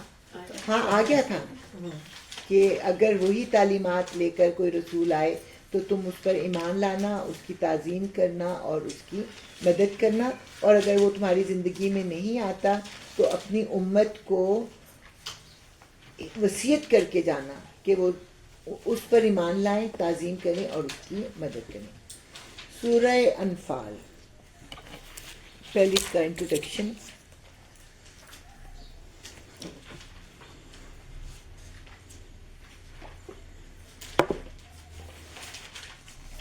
انفال جو ہے وہ نفل کی جمع ہے، اور نفل کہتے ہیں زائد چیز کو. جیسے ہمارے اوپر نماز فرض ہوئی نا، نماز میں فرض ہے اور سنت فرض نہ پڑھیں تو کیا ہوگا؟ گناہ ہوگا. اور اس کے ساتھ سنت ہے، سنت پڑھنے کا ثواب ہوگا. نفل اگر ہم پڑھیں گے تو ثواب ہوگا، نہیں پڑھیں گے تو گناہ نہیں ہوگا. نفل زائد چیز کو کہتے ہیں. لیکن حضور پر تہجد کی نماز جو تھی وہ فرض تھی. فرض کے بعد وہاں پہ جو لفظ ہے نا وہ زائد کے معنوں میں آیا. ہمارے لیے وہ آپشنل ہے لیکن حضور صلی اللہ علیہ وسلم کے لیے وہ لازم تھی. تو یہ اب تک جتنی بھی صورتیں پڑھی ہیں ان میں یہ سب سے چھوٹی صورت ہے، اور یہ جو تھی ہجرت کے بعد کی پہلی صورتوں میں سے ہے، لیکن یہ بدر کے بعد نازل ہوئی تھی، غزوہ بدر کے بعد نازل ہوئی تھی، اور اس میں غنیمت کا بیان ہے. اچھا، غنیمت کو بھی تو انفال کہتے ہیں نا مال غنیمت کو. کیوں کہتے ہیں یہ ابھی میں بتاتی ہوں. ہجرت کے دوسرے سال رمضان میں ہوا تھا نا غزوہ بدر, اس کے بعد یہ نازل ہوئی تھی. ہاں, یہاں ایک بات جو ہے خاص طور پہ سمجھنے کی ہے. ابھی تک ہم نے جتنے بھی نبیوں کے نہیں رسولوں کے واقعات پڑھے ہیں اور پڑھتے رہیں گے, اس میں ہم نے کیا پڑھا؟ رسول آیا, اپنی قوم کو اللہ کا پیغام دیا, قوم نے اس کی دعوت کو ٹھکرایا, اور پھر وہ اتنے تنگ ہوئے کہ رسول کو قتل کرنے کا جب وہ ارادہ کر لیتے ہیں تو اللہ تعالیٰ رسول کو اور اس کے ساتھیوں کو وہاں سے بچا کے نکال دیتا ہے اور اس بستی کو پھر ہلاک کر دیتا ہے. اب آن حضور کے ساتھ کیا ہوا؟ کیا آن حضور نے پہلے یا دوسرے سال ہی مکہ کو چھوڑ دیا تھا؟ اس وقت چھوڑا تھا جب کہ ان کے قتل کی سازش ہو رہی تھی اور وہ اللہ تعالیٰ کے حکم کا انتظار کر رہے تھے, اور پھر آن حضور نے اس رات کو مکہ چھوڑا جس رات کو ان کے اوپر جو ہے وہ حملہ کیا جانا تھا. اب جو ہے جب رسول کو قتل کیا جانا ہے, اس کی تیاری ہو گئی ہے, رسول کو اللہ تعالیٰ نے وہاں سے نکال دیا ہے, تو کیا ہونا چاہیے تھا؟ اللہ کی سنت کے مطابق قوم کو ہلاک ہو جانا چاہیے تھا. لیکن وہاں پہ تو اللہ تعالیٰ کا گھر موجود تھا, وہ تو حرمت والا علاقہ تھا, اور وہاں پہ تو ایسے لوگ موجود تھے جنہوں نے ہجرت نہیں کی تھی یا نہیں کر سکے تھے. اس لیے اللہ تعالیٰ نے اپنے طریقے سے ہٹ کر ایک طریقہ اختیار کیا, اور وہ یہ طریقہ تھا کہ ان کو بدر کے مقام پر لایا گیا, وہاں پہ ان کو اپنی نافرمانیوں کی سزا دی گئی. 70 لوگ جو تھے وہ مارے گئے, 70 لوگ جو تھے وہ قیدی ہوئے, اور باقی بھی زخمی حالت میں وہاں سے بھاگ گئے. اور اس طرح ہزیمت ہوئی ان کی پورے عرب میں. پہلے تو بڑے طاقتور مشہور تھے نا, اور جب یہ جنگ کے لیے نکلے تو بڑے تم تراق کے ساتھ نکلے تھے, اونٹ لے کے. رات کو جو تھے یہ اونٹ ذبح کرتے, دعوتیں کرتے, اپنے آباء و اجداد کے قصے سناتے, اور ناچنے اور گانے والی عورتیں بھی یہ ساتھ لے کے آئے تھے. تو راگ و رنگ کی محفل سجاتے, اور ساری دنیا میں, سارے عرب میں اپنا دکھاوا کرتے ہوئے یہ جنگ کے لیے آئے تھے. اب انفال جو ہے وہ کہتے ہیں زائد کو. اب یہ ہے زائد سے کیا مراد ہے؟ زائد سے مراد یہ ہے کہ مال غنیمت آن حضور صلی اللہ علیہ وسلم سے پہلے کے نبیوں اور رسولوں پر حرام کیا گیا تھا. تو آن حضور پر جب یہ حلال کیا گیا تو پھر یہ زائد چیز تھی. اور اس کے ساتھ یہ ہے کہ ایک مسلمان کے لیے جنگ کا مقصد کیا ہوتا ہے؟ اللہ کی رضا حاصل کرنا. اس کا مقصد جو ہوتا ہے وہ مال جمع کرنا نہیں ہوتا. اب ہوا یہ کہ عرب کے لوگ جو تھے ان میں جنگ و جدل ایسے نہیں ہوتی تھی کہ دو فوجیں لڑیں بھیڑیں اور مقابلہ ہو. یہ لوگ جو تھے بیسیکلی ڈاکو لوگ سب کو پتہ ہے کہ ڈاکے مارا کرتے تھے, تو اس میں جس چیز پر ہاتھ پڑا وہ لے کے تو چلا گیا. یہ پہلی جنگ تھی جو کہ انہوں نے لڑی. اب مسلمانوں کی بھی یہ پہلی جنگ تھی.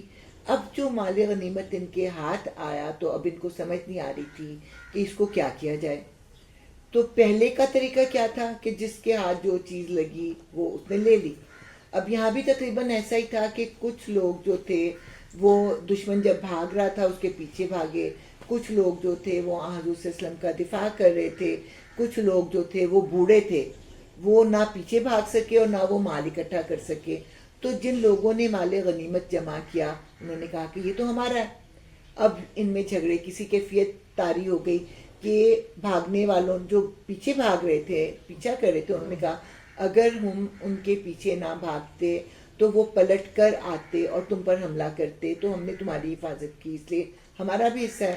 جو حضور صلی اللہ علیہ وسلم کی حفاظت کر رہے تھے انہوں نے کہا کہ ہم ان کی حفاظت کر رہے تھے, اگر ہم ان کی حفاظت نہ کرتے, ان کو کوئی نقصان پہنچ جاتا تو پھر ہم کہاں جاتے, تو اس لیے ہمارا بھی حصہ ہے.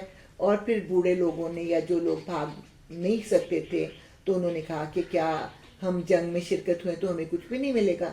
تو اس طرح سے ایک ٹینشن کی سی کیفیت طاری ہو گئی. یہ معاملہ جب حضور صلی اللہ علیہ وسلم کے پاس آیا تو حضور صلی اللہ علیہ وسلم نے بھی کوئی فوری طور پر فیصلہ نہیں کیا.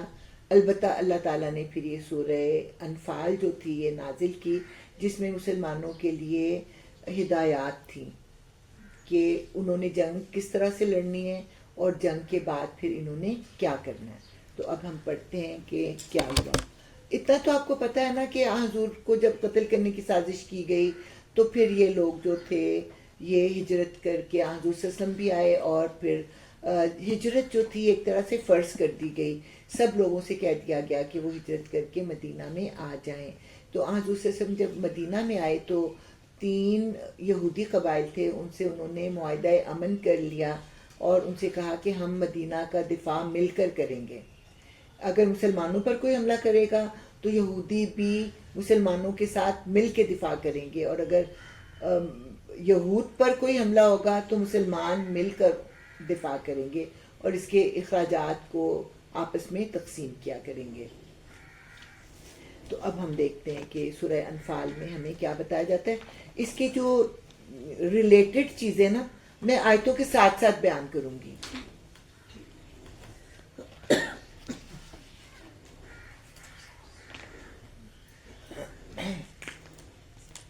ہاں، تو غزوہ بدر جو تھی وہ مشرکین مکہ کے لیے عذاب کی پہلی قسط تھی، اور اس کے بعد جو فائنل قسط آئی تھی وہ سورہ توبہ کی شکل میں آئی تھی.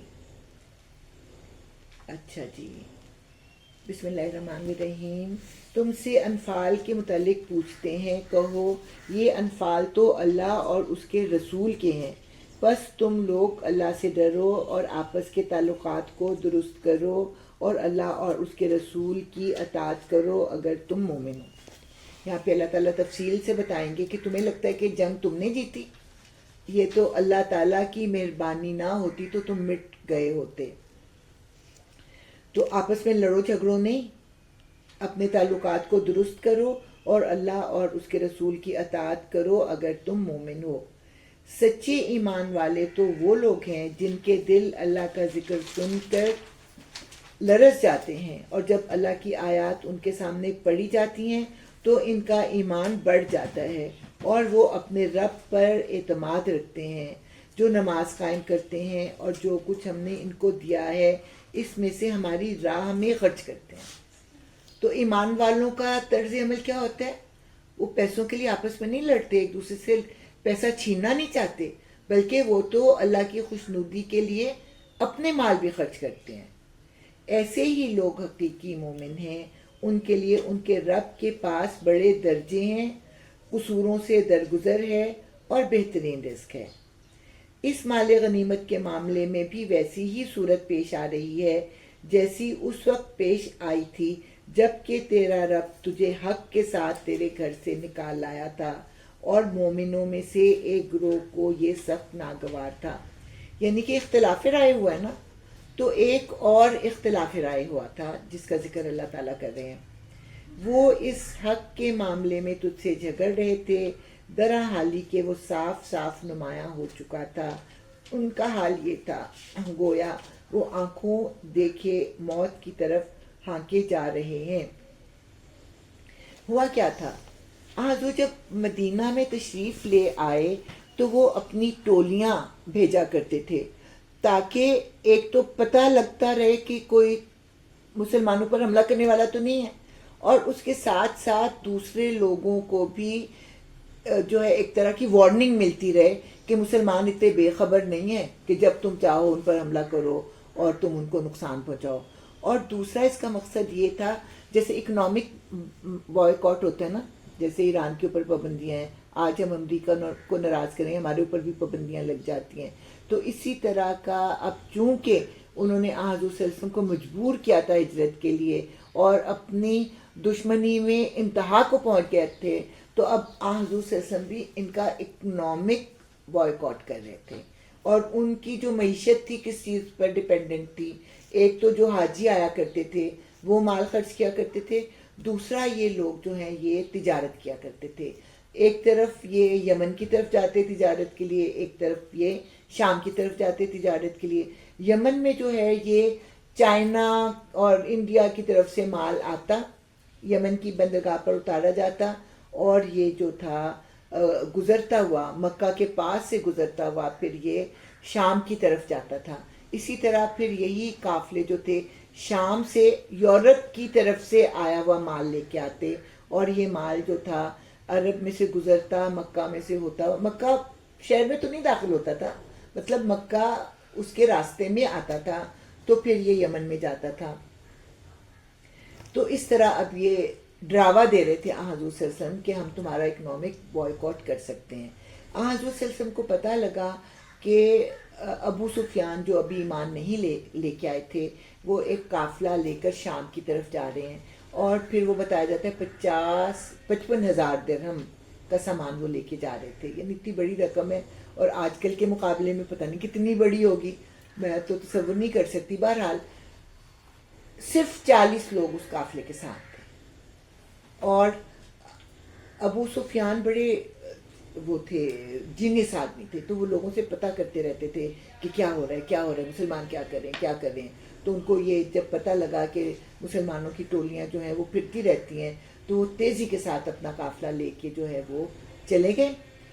واپسی پہ اب ان کو یہ ڈر ہوا کہ مسلمان ہماری طاق میں ہوں گے تو کہیں وہ ہمیں روک نہ لیں، تو انہوں نے پھر یہ کیا کہ مکہ میں ہی پیغام پہنچایا کہ ہمیں آ کر بچاؤ، اور خود یہ کیا کہ ریگولر راستے کی بجائے ایک اور لمبے راستے سے ساحل کے ساتھ ساتھ وہ بچ کر نکل گئے، اور جب وہ بچ کر نکل گئے تو انہوں نے پیغام دیا مکہ والوں کو کہ ہم بچ کر نکل آئے ہیں، اب نکلنے کی کوئی ضرورت نہیں ہے۔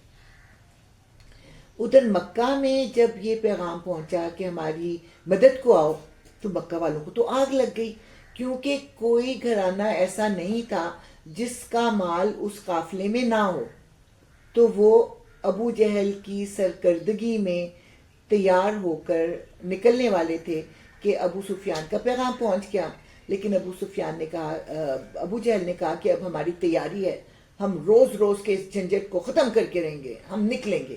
اور وہ جو تھے ابو جہل کے ساتھ 1,000 کا لشکر نکل آیا، اور ہوتے ہوتے وہ بدر کے مقام پر آ کر رک گئے۔ وہاں رک کر انہوں نے پانی والی جگہ پر قبضہ کر لیا۔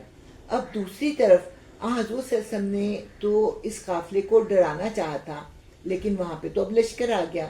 اب یہاں پہ ہم دیکھتے ہیں کہ اللہ تعالیٰ کیا فرماتے ہیں۔ اچھا، اب یہ ہے کہ ایک طرف لشکر تھا اور ایک طرف قافلہ تھا، منافق بھی ساتھ تھے۔ منافقوں کا کیا دل چاہ رہا تھا کہ وہ قافلے کو لوٹیں، لیکن سوچنے کی بات ہے کہ اگر قافلے کو یہ لوٹتے تو کیا مکہ والے چپ کر کے بیٹھ جاتے؟ جنگ تو بہرحال ہونی ہی تھی۔ اب یہاں پہ جو ہے وہ یہ جو تھا نا، ابھی ہم نے پڑھا ہے، مومنوں میں سے ایک گروہ کو یہ سخت ناگوار تھا، تو جو منافق ساتھ نکلے ہوئے تھے نا، ان کو یہ بات ناپسند تھی کہ مسلمان جو ہیں اب وہ لشکر سے لڑیں، وہ کیا چاہتے تھے کہ وہ قافلے سے لڑیں۔ اب یہاں پہ اب ہم دیکھتے ہیں، میں پھر سے اس کو پڑھتی ہوں۔ اور مومنوں میں سے ایک گروہ کو یہ سخت ناگوار تھا، وہ اس حق کے معاملے میں تجھ سے جھگڑ رہے تھے، درا حالی کہ وہ صاف صاف نمایاں ہو چکا تھا۔ ان کا حال یہ تھا کہ گویا وہ آنکھوں دیکھے موت کی طرف ہانکے جا رہے ہیں۔ کتنے تھے وہ لوگ؟ 1,000 تھے۔ مسلمان کتنے تھے؟ صرف 313 تھے۔ ان کے پاس صرف 8 تلواریں تھیں اور 70 اونٹ تھے صرف۔ یاد کرو وہ موقع جب کہ اللہ تم سے وعدہ کر رہا تھا کہ دونوں گروہوں میں سے ایک تمہیں مل جائے گا۔ تم چاہتے تھے کہ کمزور گروہ تمہیں ملے۔ قافلے میں کتنے لوگ تھے؟ صرف 40 تھے، مگر اللہ کا ارادہ یہ تھا کہ اپنے ارشادات سے حق کو حق کر دکھائے اور کافروں کی جڑ کاٹ دے، تاکہ حق حق ہو کر رہے اور باطل باطل ہو کر رہ جائے، خواہ مجرموں کو یہ کتنا ہی ناگوار ہو۔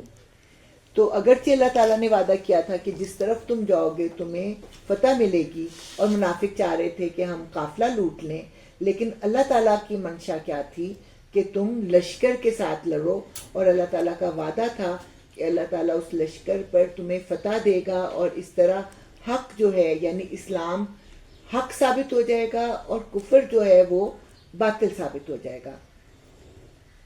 اور وہ موقع جب کہ تم اپنے رب سے فریاد کر رہے تھے، جواب میں اس نے فرمایا کہ میں تمہاری مدد کے لیے پے در پے 1000 فرشتے بھیج رہا ہوں.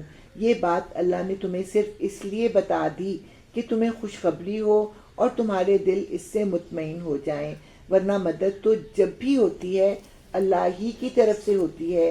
یقیناً اللہ زبردست اور دانا ہے. صبح مقابلہ تھا تو حضور صلی اللہ علیہ وسلم رات کو بیٹھے روتے رہے، دعائیں کرتے رہے، کہتے رہے کہ اللہ تعالیٰ یہ مٹھی بھر لوگ ہیں جن کو میں نے 13 سال کی مشقت کے بعد تیار کیا ہے، اور اے اللہ میرے بعد اب کوئی نبی اور رسول آنے والا نہیں ہے. اگر یہ جماعت آج ختم ہو گئی تو دنیا میں تیرا نام لینے والا کوئی نہ رہے گا. وہ اتنا روئے کہ ان کی چادر جو تھی وہ سرک گئی. اور حضرت ابو بکر نے جب یہ حال دیکھا تو وہ آئے، ان کی چادر ان کے اوپر ڈالی اور کہا حسبک حسبک، کہ بہت ہے بہت ہے، اور ان کو پھر اٹھایا. آپ پھر جب باہر نکلے ہیں تو اس وقت پھر انہوں نے لوگوں کو یہ خوشخبری دی جو کہ اللہ تعالیٰ نے کہا تھا. اللہ کے لیے مدد کرنا کوئی مشکل ہے؟ اللہ تعالیٰ نے ابابیلیں بھی تو بھیجی تھی نا. اللہ تعالیٰ جو ہے وہ زمین کو بھی جو ہے وہ دھسا سکتا ہے. تو یہ صرف ایک خوشخبری ہے تاکہ تم لوگوں کے دلوں کو اطمینان ہو جائے. تو یہاں پہ حضور صلی اللہ علیہ وسلم باہر آئے اور انہوں نے کہا کہ اگر تمہیں 1000 فرشتوں کی مدد حاصل ہو جائے تو کیسا ہے؟ کتنے لوگ تھے دشمن؟ 1000 ہی تھے، اور 1000 کی مدد آ جائے تو اور کیا چاہیے. لیکن ایک بات یاد رکھیں، یہ نہیں ہوا کہ وہ لوگ اپنے گھروں میں بیٹھے ہوئے ہیں اور اللہ تعالیٰ کہہ رہے ہیں کہ تم نکلو، میں 1000 لوگوں سے تمہارے فرشتوں سے مدد کروں گا. ایسا نہیں ہوتا. جب آپ ارادہ کرتے ہیں، مشکل کو فیس کرتے ہیں تو اللہ کی مدد آتی ہے. اللہ تعالیٰ پہلے یہ دیکھتا ہے کہ کیا تم اس مشکل کو میری خاطر فیس کرنے کے لیے تیار ہو، تو پھر مدد آتی ہے. یہ نہیں ہوتا کہ اللہ تعالیٰ دکھاتا کہ یہ دیکھو 1000 فرشتے ہیں جو تمہاری مدد کریں گے تو پھر مسلمان نکلتے. ایسا نہیں ہوتا. تو یہ چیز ہمیں اپنی روزمرہ زندگی میں بھی اپلائی کرنی چاہیے کہ ہم ہمت کریں اور اللہ پر بھروسہ کریں تو اللہ کی مدد جو ہے وہ ضرور آئے گی. اور وہ وقت جب کہ اللہ اپنی طرف سے غنودگی کی شکل میں تم پر اطمینان و بے خوفی کی کیفیت طاری کر رہا تھا اور آسمان سے تمہارے اوپر پانی برسا رہا تھا تاکہ تمہیں پاک کرے اور تم سے شیطان کی ڈالی ہوئی نجاست دور کرے اور تمہاری ہمت بندھائے اور اس کے ذریعے سے تمہارے قدم جما دے. اب یہاں پہ اللہ تعالیٰ نے 2 وعدے آلریڈی کیے ہیں. پہلا وعدہ کیا ہے کہ ایک گروہ پر تمہیں فتح حاصل ہوگی. دوسرا وعدہ کیا ہے کہ 1000 فرشتوں سے تمہاری مدد کروں گا. اب یہاں پہ حالات و واقعات پیش کیے جا رہے ہیں کہ کس کس وقت اللہ تعالیٰ نے کیا کیا مدد کی. سب سے پہلی کیا میدان جنگ میں کوئی اونگ لینے کا سوچ سکتا ہے؟ لیکن وہ اونگ جس کو اللہ تعالیٰ سکینت کہتے ہیں، یہاں پہ خیر سکینت کا لفظ نہیں آیا، نواس کا لفظ آیا. عام طور پہ سکینت کا لفظ آتا ہے. نواس اونگ ایسی تاریخ ہوئی کہ لوگوں کے ہاتھوں سے تلوار چھوٹ جاتی تھی، اور اس چند لمحے کی یا چند منٹوں کی جو اونگ تھی، اس اونگ نے کیا کیا کہ یہ بہت ٹینس تھے نا، ایک دم ریلیکس ہو گئے. ان کا مائنڈ جو تھا وہ پرسکون ہو گیا، دل میں جو تھا وہ اطمینان آ گیا. تو اس طرح شیطان کے ڈالے ہوئے جو وسوسے تھے وہ ختم ہو گئے اور اللہ کے بھروسے نے ان کے دل اور دماغ کو پرسکون کر دیا. اور اوپر سے پانی برسایا. اب جب ابو جہل کا لشکر آیا تو انہوں نے پانی پر قبضہ کر لیا، اور پانی جو ہوتا ہے وہ نیچی جگہ پہ ہوتا ہے، ان کے پاس تو پانی تھا نہیں. اب کیا ہوا کہ جب بارش ہوئی تو انہوں نے پانی جمع کیا، اور اس بارش سے جب یہ لوگ نہائے دھوئے ہیں تو ان کی جو کثافت تھی وہ دور ہوئی. ہم نہاتے ہیں تو کتنے فریش ہو جاتے ہیں نا، اسی طرح بارش کے پانی سے ان کی جو تھی کثافت دور ہوئی، طہارت ان کو حاصل ہوئی، اور انہوں نے پانی پینے کے لیے یا استعمال کے لیے بھی جمع کر لیا. اس کے ساتھ ساتھ اوپر والی جگہ پر تھے نا، تو اوپر والی جگہ کی جو ریت تھی وہ فرم ہو گئی. ٹھیک ہے. اور ادھر دوسری طرف کیا ہوا, وہ نیچے تھے, وہاں پہ کیچڑ ہی کیچڑ ہو گیا اور وہ ایک مشکل میں مبتلا ہو گئے. اور تمہاری ہمت بندھائے اور اس کے ذریعے سے تمہارے قدم جما دے. یہی نا کہ ان کے قدم جو تھے وہ فرم ہو گئے. پھر کیا ہوا, اور وہ وقت جب کہ تمہارا رب فرشتوں کو اشارہ کر رہا تھا کہ میں تمہارے ساتھ ہوں, تم اہل ایمان کو ثابت قدم رکھو, میں ابھی ان کافروں کے دلوں میں رعب ڈالے دیتا ہوں, پس تم ان کی گردنوں پر ضرب اور جوڑ جوڑ پر چوٹ لگاؤ. اب اللہ تعالیٰ نے فرشتوں کو کیا حکم دیا ہے کہ فرشتوں تم بھی نہ ڈرو, میں تمہارے ساتھ ہوں. تو تم کیا کرو, مسلمانوں کے ساتھ مل کر دشمنوں کی گردن پر اور جوڑ جوڑ پر ضرب لگاؤ. ویسے بعض اوقات اس کا جو ہے یہ پور بھی کیا جاتا ہے اور کہیں جوڑ جوڑ کیا جاتا ہے. اب صحابہ کرام کہتے ہیں کہ ہم یوں تلوار اٹھاتے تھے کہ اس کافر کو ماریں, اور اس سے پہلے کہ ہماری تلوار اس کو ٹچ کرتی اس کا سر جو ہے وہ کٹ کے گر چکا ہوتا تھا. تو اس طرح پریکٹیکلی فرشتوں نے جو ہے وہ مدد کی. اور اس کے ساتھ ساتھ اللہ تعالیٰ نے ایک مدد اور کی. پہلے مسلمانوں کے دلوں میں خوف تھا نا, اب جو تھا یہ روب کس کے دلوں میں آ گیا, کافروں کے دلوں میں بھی یہ روب جو تھا یہ آ گیا. اب کتنی باتیں ہو گئی, اب ہم ساتھ ساتھ گنتے جاتے ہیں کہ پہلے تو اللہ تعالیٰ نے فتح کی خوشخبری سنائی اور فرشتوں کی مدد کی خوشخبری سنائی. اس کے بعد جو تھا ان کو غنودگی عطا کی اور اوپر سے پانی برسایا, اور اس کے بعد جو تھا فرشتے جو تھے وہ ان کے ساتھ مل کے لڑ رہے تھے, اور اس کے ساتھ ساتھ اللہ تعالیٰ نے کافروں کے دلوں میں بھی رعب ڈال دیا. یہ اس لیے کہ ان لوگوں نے اللہ اور اس کے رسول کا مقابلہ کیا, اور جو اللہ اور اس کے رسول کا مقابلہ کرے اللہ اس کے لیے نہایت سخت گیر ہے. یہ ہے تم لوگوں کی سزا, اب اس کا مزہ چکھو, اور تمہیں معلوم ہو کہ حق کا انکار کرنے والوں کے لیے دوزخ کا عذاب ہے. اے ایمان لانے والوں, جب تم ایک لشکر کی صورت میں کفار سے دوچار ہو تو ان کے مقابلے میں پیٹھ نہ پھیرو. اب یہ ہے کہ مسلمانوں کو جنگ کے بارے میں بھی ہدایت دی جا رہی ہے کہ انہیں جنگ کیسے کرنی چاہیے, کہ پیٹھ نہ پھیرو, میدان جنگ سے نہ بھاگو, کیونکہ میدان جنگ سے بھاگنا بھی گناہ کبیرہ ہے, الا یہ کہ جنگی چال کے طور پر ایسا کرے یا کسی دوسری فوج سے جا ملنے کے لیے.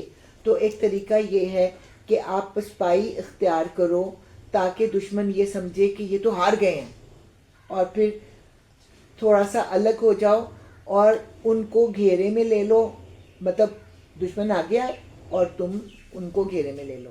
یا یہ کہ آہستہ آہستہ کسی اور جگہ مسلمان اکٹھے ہوئے ہیں تو اس جگہ سے ہٹ کر تم ان کو جوائن کرو. تو دو طریقوں سے میدان جنگ سے نکلنا جو ہے تمہارے لیے جائز ہے, لیکن میدان جنگ سے بھاگنا یہ گناہ کبیرہ ہے. تو جس نے ایسے موقع پر پیٹھ پھیری تو وہ اللہ کے غضب میں گر جائے گا اور اس کا ٹھکانہ جہنم ہوگا, اور وہ بہت بری جائے بازگشت ہے. بس یہ حقیقت ہے کہ تم نے انہیں قتل نہیں کیا بلکہ اللہ نے ان کو قتل کیا, یعنی تمہاری تلوار لگنے سے پہلے وہ قتل ہو جاتے تھے, اور تو نے نہیں پھینکا بلکہ اللہ نے پھینکا. کس نے کیا پھینکا؟ جنگ شروع ہونے سے پہلے حضور صلی اللہ علیہ وسلم نے ریت کی ایک مٹھی پکڑی اور کہا شاہت الوجوہ, کہ چہرے بگڑ جائیں. اور کتنی دور جاتی ہے مٹی, 2 فٹ 3 فٹ جائے گی, لیکن اللہ تعالیٰ کی مشیت سے وہ مٹی ہر کافر کی آنکھ میں جا کے پڑی اور اس کی آنکھ میں تکلیف ہوئی. کتنی تکلیف ہوتی ہے, چند سیکنڈز کے لیے بھی ہماری آنکھ میں اگر کوئی رڑک آ جائے, جس کو رڑک کہتے ہیں. تو اسی طرح تم نے نہیں پھینکی, تم نے تو یوں پھینکی تھی نا, لیکن اس کو ہر کافر کی آنکھ تک کس نے پہنچایا تھا؟ اللہ تعالیٰ نے پہنچایا تھا. اور مومنوں کے ہاتھ جو اس کام میں استعمال کیے گئے تو یہ اس لیے تھا کہ اللہ مومنوں کو ایک بہترین آزمائش سے کامیابی کے ساتھ گزار دے. یقیناً اللہ سننے اور جاننے والا ہے. آزمائش کیا ہوتی ہے؟ امتحان. اور امتحان آسان ہوتا ہے کہ مشکل ہوتا ہے, اور امتحان کے بعد کیا ہوتا ہے؟ انعام ہوتا ہے. تو اللہ تعالیٰ مومنوں کو انعام دینا چاہتا تھا، اس لیے اللہ تعالیٰ نے اس امتحان میں سے مومنوں کو گزارا اور اس امتحان میں سے پاس ہونے کے لیے ان کی مدد بھی کی. یہ معاملہ تو تمہارے ساتھ ہے، اور کافروں کے ساتھ معاملہ یہ ہے کہ اللہ ان کی چالوں کو کمزور کرنے والا ہے. ان کافروں سے کہہ دو اگر تم فیصلہ چاہتے تھے تو لو، فیصلہ تمہارے سامنے آ گیا، اب باز آ جاؤ تو تمہارے ہی لیے بہتر ہے، ورنہ پھر پلٹ کر اسی حماقت کا اعادہ کرو گے تو ہم بھی اسی سزا کا اعادہ کریں گے، اور تمہاری جمعیت خواہ وہ کتنی ہی زیادہ ہو تمہارے کچھ کام نہ آ سکے گی، اللہ مومنوں کے ساتھ ہے.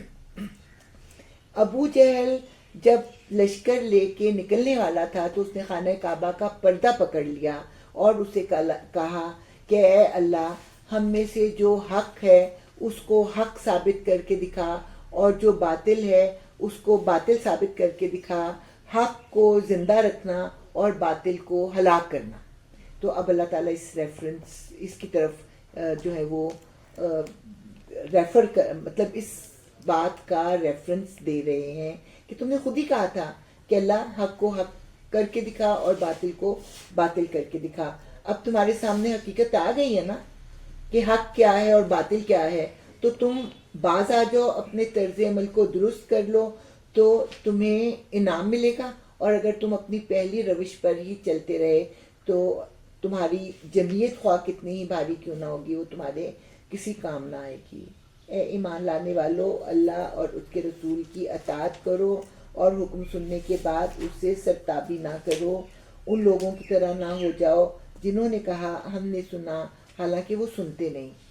یہ پھر بنی اسرائیل کے رویے کی طرف اشارہ ہے کہ سمینا و توانا کہو، سمینا اور سنا اور انسنا نہ کرو. یقیناً خدا کے نزدیک بدترین قسم کے جانور وہ بہرے گونگے لوگ ہیں جو عقل سے کام نہیں لیتے. اللہ تعالیٰ نے عقل دی، آنکھیں دی دیکھنے کے لیے، کان دیے سننے کے لیے، اور زبان دی حق کو بولنے کے لیے، لیکن اگر کوئی انسان ان سے کام نہیں لیتا تو پھر وہ جانوروں سے بھی بدتر ہے. اگر اللہ کو معلوم ہوتا کہ ان میں کچھ بھی بھلائی ہے تو وہ ضرور انہیں سننے کی توفیق دیتا، لیکن بھلائی کے بغیر اگر وہ ان کو سنواتا تو بے رخی سے منہ پھیر جاتے. یعنی اللہ تعالیٰ یہ بات ظاہر کر رہے ہیں کہ ان کے دلوں میں کوئی بھلائی نہیں رہی، اسی لیے اللہ تعالیٰ نے ان کو سنوانے کی جو تھی سنوانے کا پروگرام ملتوی کر دیا یا کینسل کر دیا. اب ایمان والوں سے کہا جا رہا ہے اے ایمان لانے والو، اللہ اور اس کے رسول کی پکار پر لبیک کہو جبکہ رسول تمہیں اس چیز کی طرف بلائے جو تمہیں زندگی بخشنے والی ہے. جہاد کی طرف بلانا زندگی بخشنے والا ہے، بظاہر تو وہ موت کی طرف جانے والا ہے، لیکن اللہ تعالیٰ کے نزدیک جو ہے جہاد پر جانا وہ اسی میں تمہاری زندگی ہے. اور جان رکھو کہ اللہ آدمی اور اس کے دل کے درمیان حائل ہے اور اس کی طرف تم سمیٹے جاؤ گے. یعنی تمہارے دل میں ایک خیال پیدا ہوتا ہے، وہ خیال ذہن پر جانے سے پہلے اللہ تعالیٰ اس خیال کو جو ہے وہ جان لیتا ہے، اور تم جان لو کہ تمہیں اللہ تعالیٰ کی طرف جانا ہے. اور بچو اس فتنے سے جس کی شامت مخصوص طور پر صرف انہی لوگوں تک محدود نہ رہے گی جنہوں نے تم میں سے گناہ کیا ہو، اور جان رکھو کہ اللہ سخت سزا دینے والا ہے. ہمارے یہاں محاورہ ہے نا کہ گیہوں کے ساتھ گھن بھی پس جاتا ہے. تو جو لوگ برائی کرتے ہیں ان کے آس پاس جو لوگ ہوتے ہیں اس برائی کی سزا میں ان کے پھیر میں بھی آ جاتے ہیں، وہ بھی ان کے پھیر میں آ جاتے ہیں.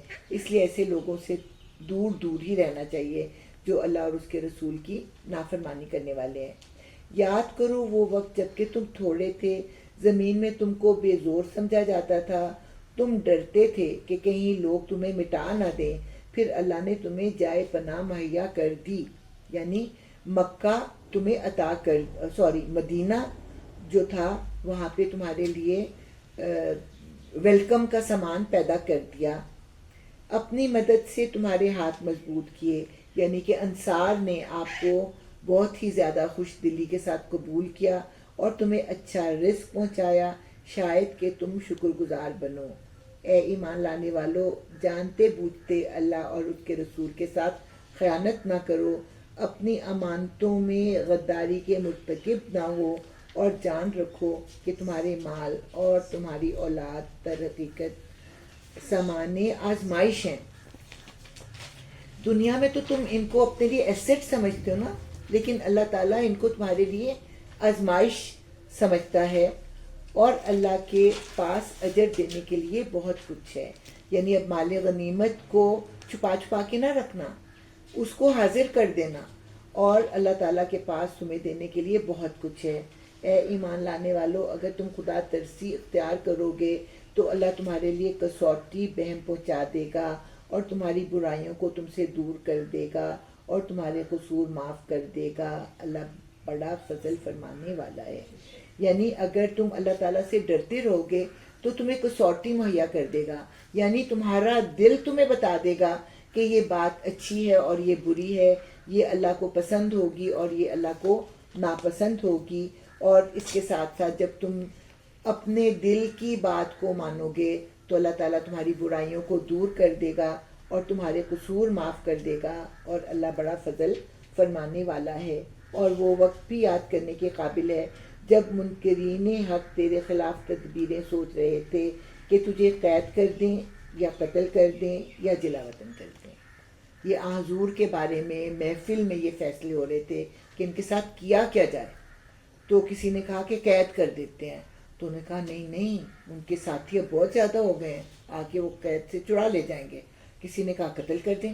اوہو، قتل کیسے کر دیں، لینے کے دینے پڑ جائیں گے، قتل نہیں ہم کر سکتے، جلا وطن کر دیں۔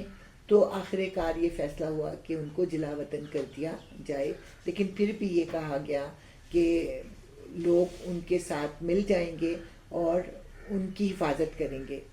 وہ اپنی چالیں چل رہے تھے اور اللہ اپنی چال چل رہا تھا، اور اللہ سب سے بہتر چال چلنے والا ہے۔ جب ان کو ہماری آیات سنائی جاتی تھیں تو کہتے تھے کہ ہاں سن لیا ہم نے، ہم چاہیں تو ایسی ہی باتیں ہم بھی بنا سکتے ہیں۔ یعنی قریش مکہ کا کیا تھا کہ قرآن سے متاثر نہیں ہوتے تھے، بلکہ یہ دعویٰ کرتے تھے کہ ہم بھی ایسا کلام کہہ سکتے ہیں۔ یہ تو وہی پرانی کہانیاں ہیں جو پہلے سے لوگ کہتے چلے آ رہے ہیں، اور وہ بات بھی یاد ہے جو انہوں نے کہی تھی کہ خدایا اگر یہ واقعی حق ہے اور تیری طرف سے ہے تو ہم پر آسمان سے پتھر برسا دے یا کوئی دردناک عذاب ہم پر لے آ۔ 12 سال ہو گئے تھے نا ان کو عذاب سے ڈراتے، تو وہ بہت ہی زیادہ جو تھے وہ سرکش ہو گئے تھے۔ تو اب وہ چیلنج کرنے لگ گئے تھے، اچھا جو تم کہتے ہو سچ ہے تو پھر اللہ تو ہمیں دکھا دے نا کہ محمد صلی اللہ علیہ وسلم سچ کہہ رہے ہیں، آسمان سے پتھروں کی بارش برسا دے یا اسی طرف سے کوئی دردناک عذاب جو ہے ہم پر لیا۔ اس وقت تو اللہ ان پر عذاب نازل کرنے والا نہ تھا جب تک تو ان کے درمیان موجود تھا، ٹھیک ہے؟ اور نہ اللہ کا قاعدہ یہ ہے کہ لوگ استغفار کر رہے ہوں اور وہ ان کو عذاب دے دے۔ یعنی مکہ میں ایسے بہت سے لوگ تھے جو استغفار کرتے تھے، اس لیے اللہ تعالیٰ ایسی بستی پر عذاب نازل نہیں کرتا جس میں رسول موجود ہو اور وہاں کے لوگ استغفار بھی کر رہے ہوں۔ لیکن اب کیوں نہ ان پر وہ عذاب نازل کرے جب کہ وہ مسجد حرام کا راستہ روک رہے ہیں۔ اب جو ہے میدان خالی ہے، رسول بھی وہاں سے چلا گیا ہے، مسلمانوں نے بھی ہجرت کر لی ہے، لیکن ابھی بھی وہ اپنے قصوروں پر اڑے ہوئے ہیں کہ انہوں نے مسجد حرام کو مسلمانوں کے لیے روک دیا ہے، مسلمانوں کا راستہ روک دیا ہے، حالانکہ وہ اس مسجد کے جائز متولی نہیں ہیں۔ اس کے جائز متولی تو صرف اہل تقوی ہی ہو سکتے ہیں۔ اب یہ ہے کہ خانہ کعبہ کی تعمیر کس لیے ہوئی تھی؟ ایک اللہ کی عبادت کرنے کے لیے۔ تو جو لوگ ایک اللہ کی عبادت کرتے ہیں قانونی طور پر وہی اس کے متولی ہو سکتے ہیں، لیکن انہوں نے تو وہاں پہ بت لا کے رکھ دیے، وہاں پہ بتوں کی پوجا ہوتی ہے، اور بتوں کی پوجا کی سرپرستی کرنے والے یہ لوگ ہیں، اور اس پوجا کو یہ ختم نہیں ہونے دیتے۔ تو یہاں پہ اللہ تعالیٰ کہہ رہے ہیں کہ تم مسجد کے یعنی خانہ کعبہ کے جائز متولی نہیں ہو۔ خانہ کعبہ کے جائز متولی تو وہی ہو سکتے ہیں جو تقوی والے ہوں، مگر اکثر لوگ اس بات کو نہیں جانتے۔ بیت اللہ کے پاس ان لوگوں کی نماز کیا ہوتی ہے؟ بس سیٹیاں بجاتے اور تالیاں پیٹتے ہیں۔ تو مسلمان تو کیا کرتے تھے؟ نمازیں پڑھتے تھے، ذکر اذکار کرتے تھے، اور یہ لوگ کیا کرتے تھے؟ سیٹیاں بجاتے اور تالیاں پیٹتے تھے۔ تالیاں پیٹنا کہاں پہ ایک اور عبادت سمجھا جاتا ہے ہمارے ہاں بھی؟ قوالی کو، قوالی کو جو ہے وہ عبادت سمجھا جاتا ہے۔ پس لو اس عذاب کا مزہ چکھو اپنے اس انکار حق کی پاداش میں جو تم کرتے رہے ہو۔ جن لوگوں نے حق کو ماننے سے انکار کیا ہے وہ اپنے مال خدا کے راستے سے روکنے کے لیے صرف کریں۔ تو کیا وہ مفت میں آ گئے تھے؟ بدر میں کیا وہ مفت میں آ گئے تھے؟ تیاری کی تھی نا، جنگ کا سامان بھی خریدا تھا، زاد راہ بھی لیا تھا، سواری بھی جو تھی سواریاں ان کے پاس تھیں، اور اس کے ساتھ ساتھ کتنا لمبا سفر کر کے آئے تھے۔ یہ بھی تو دیکھیں، ہم لوگ تھک جاتے ہیں جب گاڑی میں بیٹھ کے جا رہے ہوتے ہیں، تو یہ لوگ جو تھے وہ اونٹوں پر سفر کر کر کے آئے۔ کس لیے آئے؟ اللہ کے راستے سے روکنے کے لیے، اور ابھی اور خرچ کرتے رہیں گے۔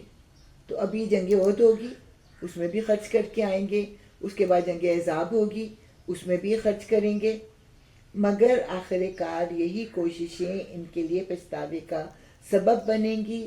پھر وہ مغلوب ہوں گے، پھر یہ کافر جہنم کی طرف گھیر لائے جائیں گے، تاکہ اللہ گندگی کو پاکیزگی سے چھانٹ کر الگ کرے اور ہر قسم کی گندگی کو ملا کر اکٹھا کرے، پھر اس پلندے کو جہنم میں جھونک دے۔ یہی لوگ اصل دیوالیے ہیں، یعنی ان کی سازشیں، ان کی ذہانتیں اور ان کا مال و متاع، ان کی جو دوستیاں، ایک دوسرے کی مدد کرنا، وہ ساری اللہ کی راہ سے روکنے کے لیے ہیں، اور اللہ تعالیٰ ان سب کو جمع کرے گا اور ان کو اکٹھا کر کے جہنم میں جھونک دے گا۔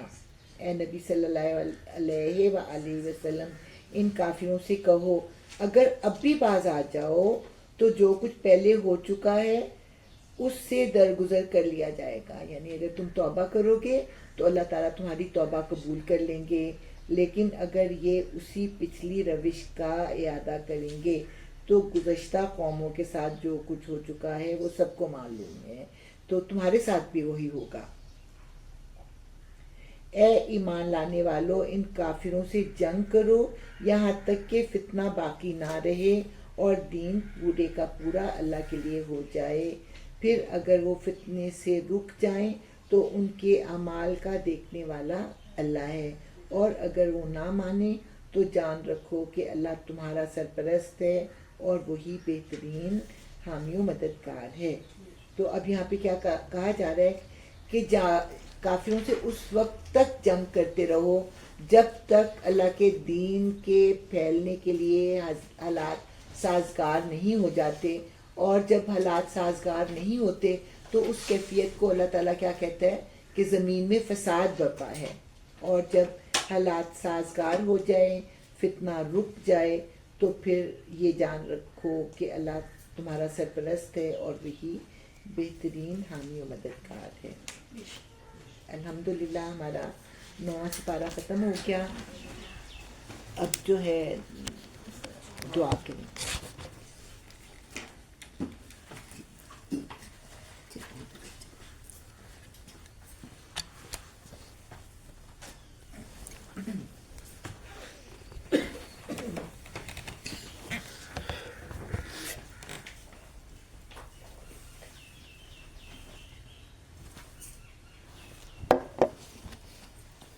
اعوذ باللہ من الشیطان الرجیم، بسم اللہ الرحمن الرحیم، الحمد للہ رب العالمین، الرحمن الرحیم، مالک یوم الدین، إياك نعبد وإياك نستعين اهدنا الصراط المستقيم صراط الذين أنعمت عليهم غير المغضوب عليهم ولا الضالين آمين.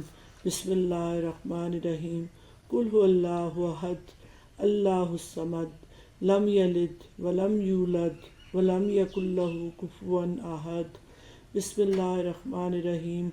قل هو الله أحد الله الصمد لم يلد ولم يولد ولم يكن له كفوا أحد. بسم الله الرحمن الرحيم.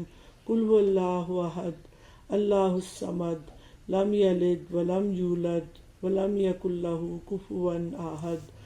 الله لا إله إلا هو الحي القيوم لا تأخذه سنة ولا نوم له ما في السماوات وما في الأرض من ذا الذي يشفع عنده بإذنه يعلم ما بين أيديهم وما خلفهم ولا يحيطون بشيء من علمه إلا بما شاء وسع كرسيه السماوات والأرض ولا يؤوده حفظهما وهو العلي العظيم. اللهم صل على محمد وعلى آل محمد كما صليت على إبراهيم وعلى آل إبراهيم إنك حميد مجيد. اللهم بارك على محمد كما باركت على إبراهيم وعلى آل إبراهيم إنك حميد مجيد. ربنا ظلمنا أنفسنا وإن لم تغفر لنا وترحمنا لنكونن من الخاسرين. ربنا اغفر لي ولوالدي وللمؤمنين يوم يقوم الحساب. رب ارحمهما كما ربياني صغيرا. اللهم اغفر لي وارحمني واهدني واجبرني وارزقني. ربنا آتنا في الدنيا حسنة وفي الآخرة حسنة وقنا عذاب النار. یا اللہ یار ہم سب کے رب، ہمیں پیدا کرنے والے، یا اللہ پاک ہمیں نیک اور اپنے بتائے ہوئے رستوں پہ چلانا. نہ صرف ہمیں، ہماری اولادوں کو، ہمارے دوستوں کو، جن سے ہمارا تعلق ہے، یا اللہ ہم سب کو نیک راہ پہ لے کے جانا. ہماری اولاد کو ہماری پیچھے سے ہمارے لیے بخشش کا ذریعہ بنانا. یا اللہ ہم اس جہاں جائیں تو پیچھے سے ہمیں ہماری اولادوں کی دعائیں پہنچے. ہمارے لیے ان کو توفیق دینا کہ وہ ہمارے لیے صدقہ جاریہ بنے، اور ہم اپنے ماں باپ کے لیے صدقہ جاریہ بنے. جس طرح انہوں نے ہماری بچپن میں تربیت کی، ہمیں پیار دیا، ہمارے لیے اتنا کچھ کیا ہماری آسائشوں کے لیے، یا اللہ آج ہمیں اپنے ماں باپ کے لیے صدقہ جاریہ بنا دے. ہمیں توفیق دے کہ ہم جو کریں، جو اچھے اعمال کریں، اس میں ان کا حصہ ہو، ان کا وہ جان ٹھنڈا کرنا. یا اللہ ہم سب تجھ سے دعائیں مانگتے ہیں، ہمیں اس قرآن سے جوڑے رکھنا، ہماری استاد کو صرف بہترین صحت دینا، تاکہ یہ چراغ سے چراغ جلتے رہے، دیے سے دیا جلتا رہے، اور ہم ان کے پیچھے پیچھے جتنی بھی ہمارے میں تبدیلیاں اللہ تعالیٰ تو چاہے تو لا سکتا ہے.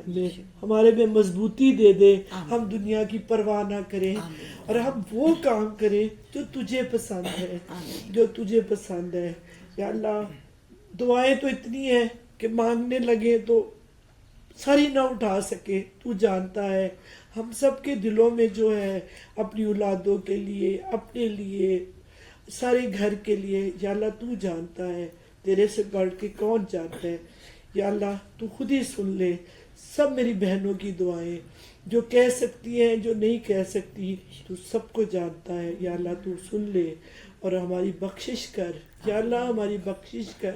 یا اللہ ہمیں قبر کے عذاب سے بچانا، ہمیں محشر میں شرمندہ نہ کرنا، ہمیں اپنے نبی پاک صلی اللہ علیہ وآلہ وسلم کے پیچھے کھڑا رکھنا، اور ہمیں وہ بلند آواز سے بلائیں، ہمیں بلند آواز سے بلائیں.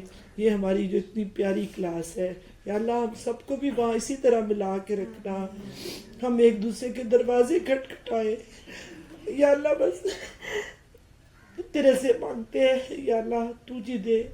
اور عالیہ، سعدیہ، ہماری استاذہ مریم، ان کو اتنا اجر دینا. یہ ہمیں اکٹھا کرتے ہیں، اور سعدیہ اپنی طبیعت کی خرابی کے باوجود بھی آ رہی ہے. اللہ تعالیٰ اس کو بھی اس کا اجر دے، ہم سب کو دے، ہمارے ایک ایک قدم کو فرشتے اپنی پلکوں سے اپنے ہاتھوں سے اٹھا کے رکھے اور ہم آتے رہے. یا اللہ پاک ساری ہماری دعائیں قبول کرنا سب کے لیے قبول. آمین.